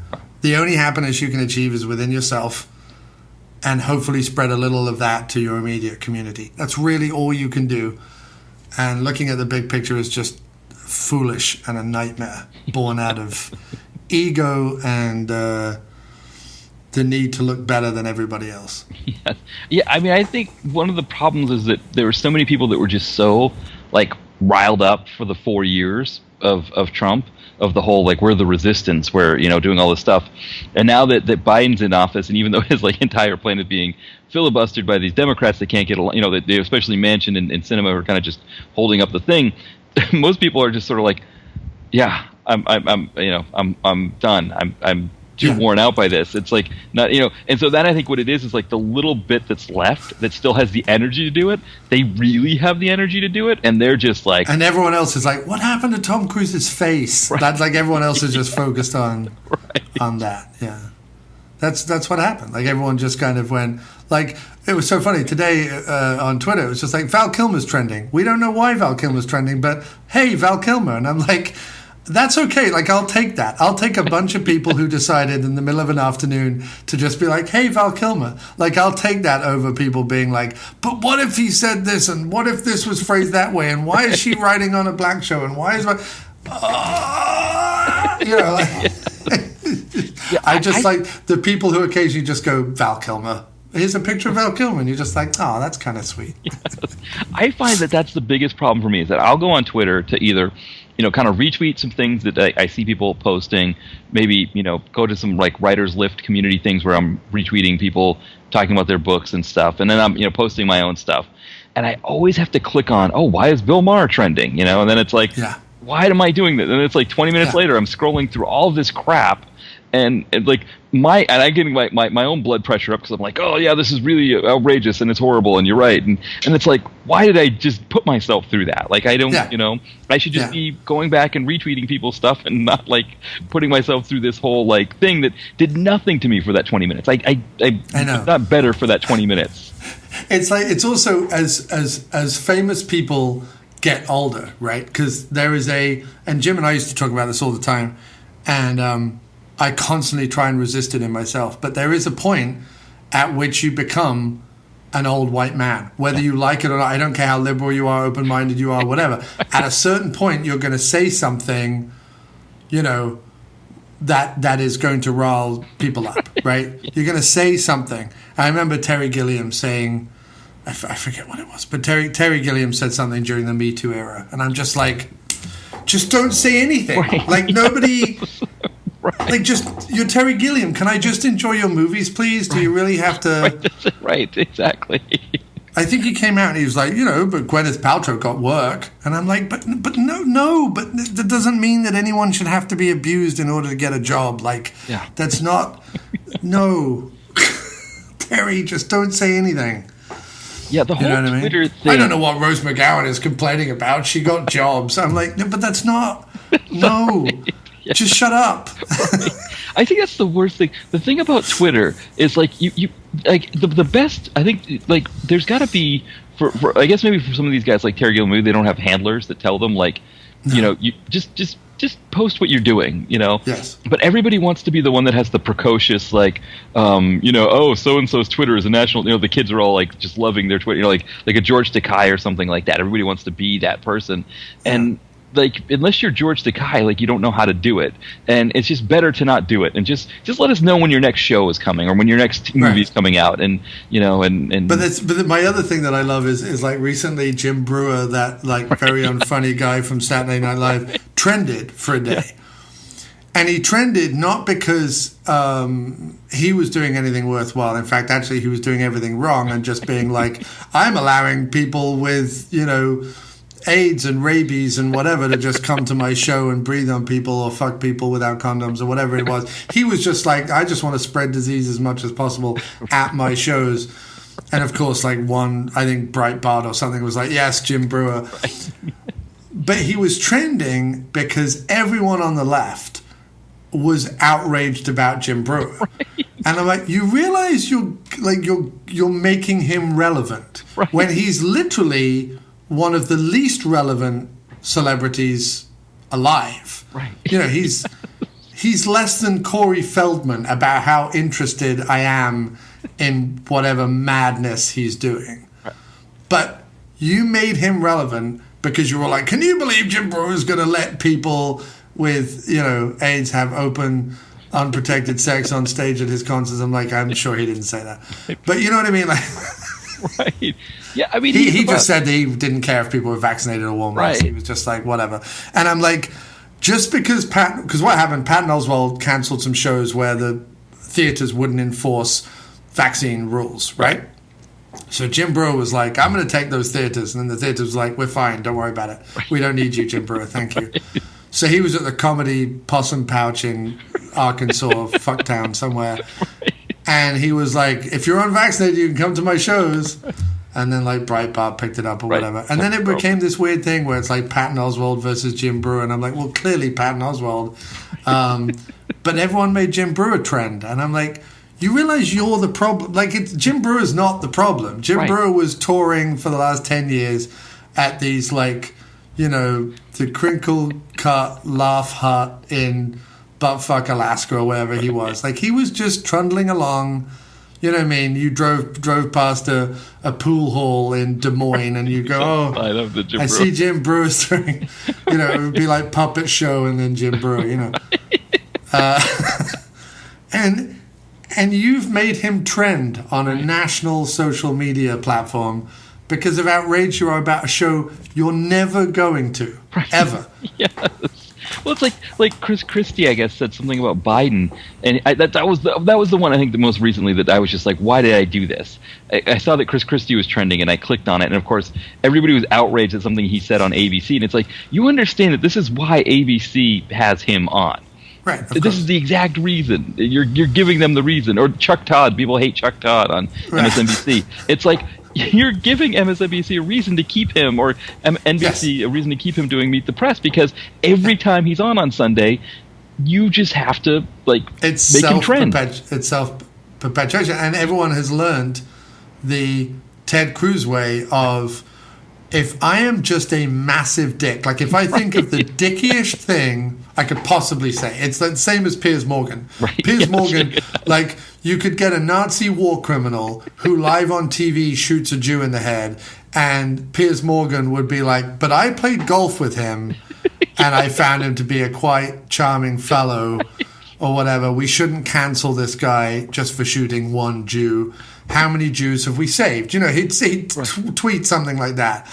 And everyone would become massively outraged. And there'd be a certain group of people who, in response to the outrage, would be like, no, I think it's fine that we allow, Nazi war criminals to shoot Jews on national television. And it would become a thing, and it would self-perpetuate. And then about 5 years from now, we would have a reality TV show in which you were meant to shoot Jews in the head on TV while wearing swastikas. And that would be the show. And that would have all started from him doing. I mean, Rupert Murdoch just handed Piers Morgan millions and millions and millions of dollars, and this is a guy who walked off the set of his own morning show that people could not fathom why he was even on the morning show. Like, everyone, his cohorts hated him, the British public hated him, everyone on Twitter hated him. No one understood why. He didn't want to be on the show. Every time something came up that he didn't agree with on the show, he'd walk off or cry or scream or hit his desk or whatever it was. He didn't want to be there. Nobody wanted him there. Nothing was good. He marched off his own show, and Rupert Murdoch goes, here, have millions of dollars. Right. I mean, it's flabbergasting. So while I'm making a joke that we would ever have, like, Nazi war atrocities coming this fall on ABC, we might get that one day. Right. Like, I don't know, goose stepping with the stars. Like, it's Dancing with the Stars, but everyone's wearing, black SS uniforms and, marching across the stage in formation. Right. It's like the producers, right? Where it's like somebody makes a show intended for it to fail, and everybody ends up liking it. And, Right. But no, I mean, seriously, like what we see, like when we see that footage from North Korea of like everyone marching in unison, that's what I see when I watch reality TV. It's like the dumb version of that. Right. Like, and they're both dumb, but like reality TV is just dumber than that. And that's where we're headed. We're headed like, square marching, all 4 hours of square marching on a Saturday afternoon on TV with literally people walking in line carrying weapons while America the Beautiful plays over the top of it or whatever, and people would just bang their heads together and enjoy that was on their television set. And we're not far away from that. So. I feel like here in South Philadelphia, where I live, where there are people that could, there were a couple of people with guns protecting a Christopher Columbus statue that they ended up encasing in wood because the city didn't know what to do, because they didn't want to keep the statue, but they didn't want to get rid of it. So they've encased it in wood for over a year. I feel like if you had, like, down Broad Street, you had, in this area that I live in, you had that kind of thing, there'd be people like going, yeah, God bless America, it's great. I mean, they had a parade for Christopher Columbus here. They do that every year in this area, which it blew my mind when I moved down here that people still celebrated Christopher Columbus that way. I kind of thought we'd all. They have one in New York today. Yeah. It's amazing. That kind of parade is. To me, Christopher Columbus celebrations are just Klan rallies without the masks. Celebrations of kind of at this point, celebrations of kind of anything like that. I just like a nice secular, like, that's why I like Halloween. Although obviously there are still some Christians who are like, it's devil worship, and I'm like, I wish you'd die. But it's mostly a secular holiday. People get dressed up. We hang crap from our houses. We play spooky music. We watch spooky movies. Everyone can be whoever they want to be whenever they want to be it. And it's kind of great. I don't march up and down Broadway demanding people enjoy Halloween. Okay. I just do Halloween my own thing, and other people do Halloween their way, and it gives me joy. But I don't march up and down Broadway demanding that everyone enjoy Halloween or pay any reverence to anything going. Like, I don't expect people to build a statue of Donald Pleasance and bow down to him or kiss his feet or anything like that. Right. I might build a statue of Donald Pleasance in my garden, and I have every right to do that, but I don't want to demand everyone else do it. And that's how I feel about it. If Italian social clubs around the States want to celebrate Columbus Day and have a bake sale or whatever the fuck, go shoot up a rival mafia gang or whatever they want to do, have at it. Like, whatever they want to do. Have it a pizza or whatever. Go do whatever you want to do. But don't march down the street being like everyone has to celebrate Christopher Columbus. Because we don't. Guess what? We don't. Right, exactly. No, I mean, we had to listen to. I mean, what I'm noticing here in South Philly is it's starting to become a little bit more gentrified, and I think older Italian people are starting to die out. And I wonder, like, eventually if it's just going to be a thing that it just fades out. But yeah, I don't know. I mean, you either make a world in which you can. There are places you can go to celebrate and worship what you want. Like, I'm not for religion, but I'll say this thing. At least there are churches, synagogues, mosques. There are places where people can go to engage in whatever madness they want to indulge in. And it doesn't have to bother me. You know what I mean? When they come out onto the street, that's when it bothers me. So I've got no problem with, Jewish clubs or Italian clubs or African-American clubs or whatever it is, celebrating whatever they want, with doing whatever they want. Like, that should be a thing. No problem at all with that. And if I looked out my window during Eid and saw that a bunch of Muslims had hung stuff up or whatever in the street, fantastic. Don't care. I'm not going to do it, but if they want to do it, it doesn't bother me. But the moment you come into society and want to do that, it has to be a secular situation. You can't have, and it has to be something for everybody, because you're taking up my streets, you're using my tax dollars, you're polluting my air with your noise, whatever it is. Like, it has to be for everyone. And that's how I feel about the vaccine. You don't want to take the vaccine, that's absolutely fine, but you don't get to use my hospitals, you don't get to use my schools, you don't get to use my supermarkets. You can go live in the woods somewhere and feed your children berries and have them unvaccinated and teach them whatever Yahoo nonsense you want to teach them. But that's where you have to live, off the grid. You don't get to take part in my electricity and my gas and everything else, because you're not playing by the rules. You're not a part of society. But, you can't do that. I mean, Biden's trying. He's saying, like, if you quit your job because you don't want to get the vaccine, you don't get unemployment. Like, I applaud that. I think that's great. We've all done what was right for 18 months. We've stayed home. We've worn masks. We've taken the vaccine. We've done whatever we possibly can. And we're sick and tired of you and your, ways of not wanting to be a part of society but demanding we all get sick. I'm done with it. I'm tired of it. Go die in a gutter somewhere and don't come crying to me. I'm done with it. We provided a solution, and you're not taking it. So I don't know what to tell you. You know what I mean? Yeah. I follow this subreddit called the Herman Cain Award, where these people will go onto Facebook pages where these anti-vaxxers, like, post, whatever shit that they post, like just the swill that they post that's anti-vax stuff. And then it just suddenly turns into, boy, I'm having trouble breathing. I think I'm going to go to the hospital. And then the next post is, they're going to put me on a ventilator. And then the next post is, oh, my beautiful husband Jim passed away today, and oh, he was such a great God-fearing man and all this stuff. And it's like, okay, yeah. But it's like always that's the end, right? That's the award you get for being an anti-vaxxer is you get COVID and you die. Yeah. And it was like there was a really, I think early on, I think it was last year, there was a story about an older teenage kid, I think he was 18 or 19, who didn't give a shit, went out with all his friends, like everyone got fucking COVID, and his grandmother died, and his father like almost died. Like his father was on a respirator for like weeks and weeks and weeks, and fell into a coma and came out of it and right? And they were all trotted out on the news, and I've forgiven him, and blah blah blah blah blah. But let this be a lesson to everyone else, and whatever. And I get why we have to have these stories and stuff, but like, the other message is like, you killed grandma. Right. You did, and we have to live the rest of our life knowing that because you're a fucking idiot. Right. You killed my mother. Right. And you almost killed your own dad. Yeah. And I don't, it's like the whole people who lose limbs and become superheroes. I would lose a limb and become a miserable old bastard.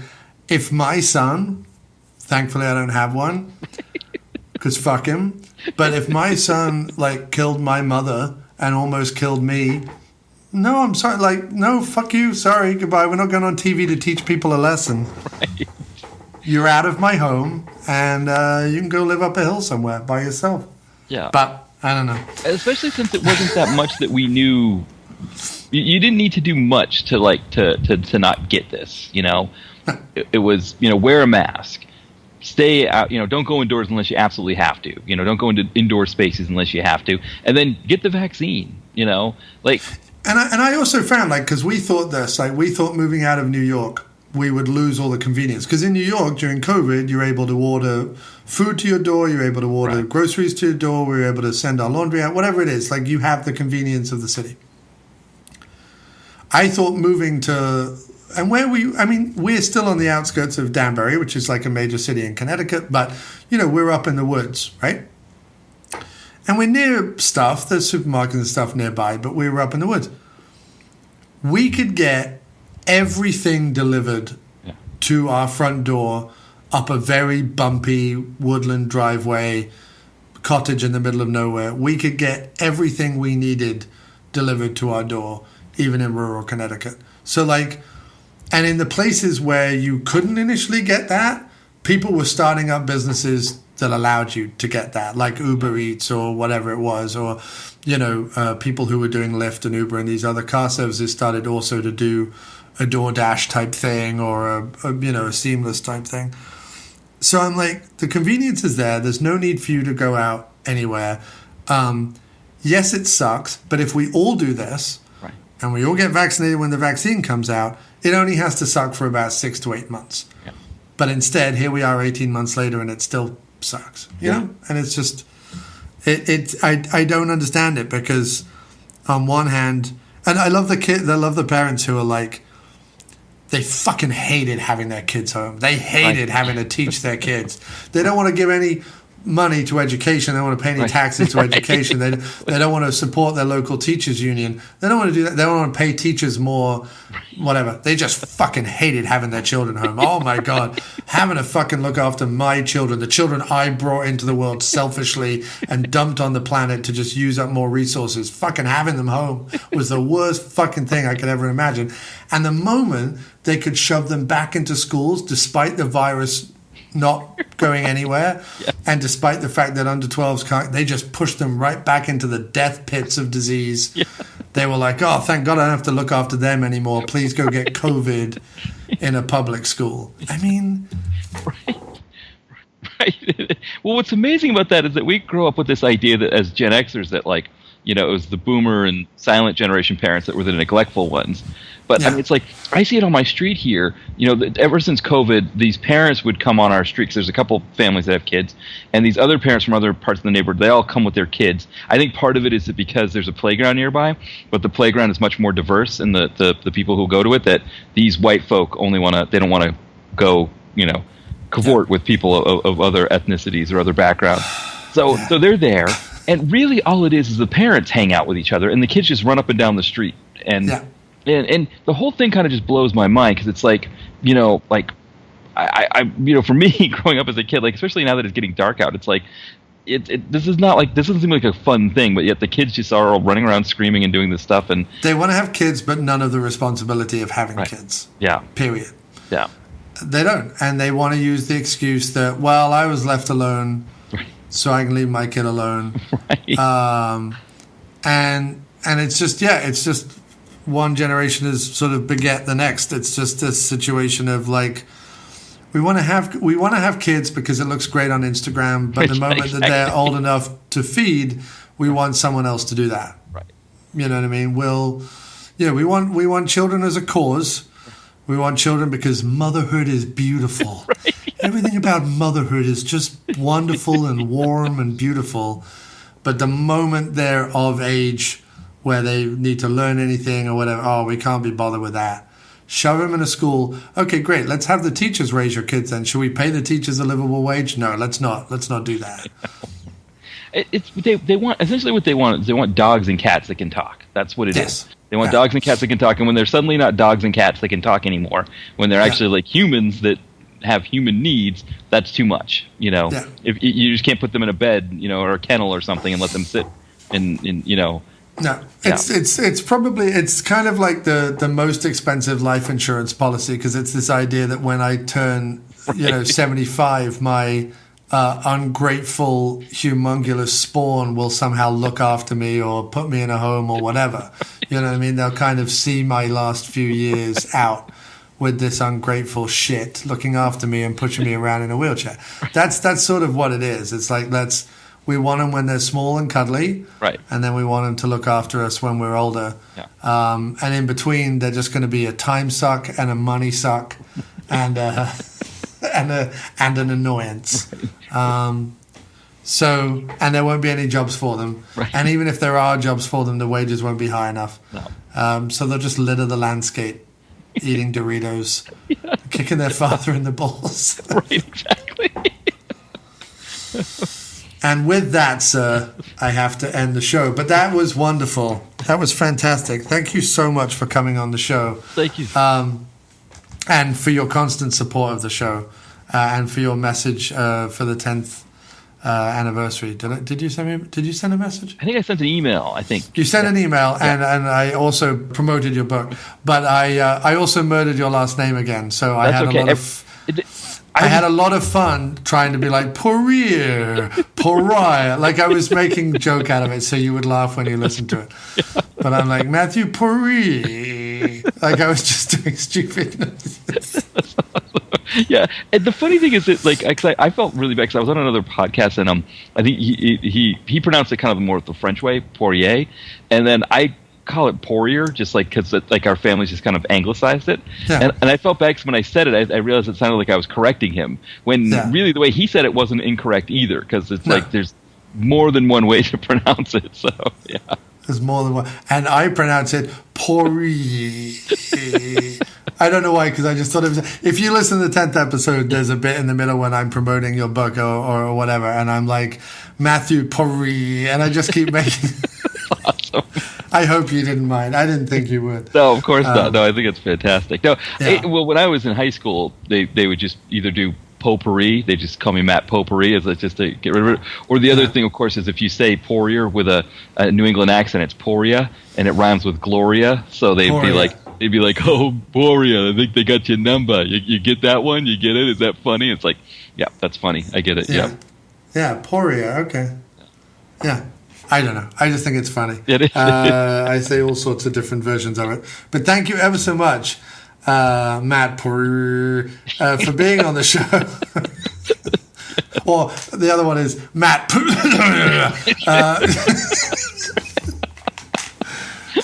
being on the show. This has been a true pleasure. I haven't laughed this much in a long time, so thank you for that. And come back on. We'll do Critters 2 through 4. I would love to do the rest of the series now. This one was so great. And thank you for having me on. It was a great time. I absolutely loved it. Yeah, all good, man. All good. So I'll edit this down to it's 3 hours, 17 minutes. I'll edit it down to 3 hours. Okay. A nice tidy neat. That sounds good. I don't care anymore. I'm just having a ball. I'm just enjoying myself. I think that's the best. I'm kind of the way with my podcast. I'm just just do it and just go, and that's it. Yeah, and just whatever happens. Something's gonna happen. Do you feel it in the air? Could be the fear that's everywhere. Moon don't look friendly. There's a cloud in the sky, and a taste of sweat burning in my eye. Yeah. Y'all getting ready? You think they're insane? And the street night's coming, and they'll never be the same. Look out for the darkness, hold on to your soul. It's a call of the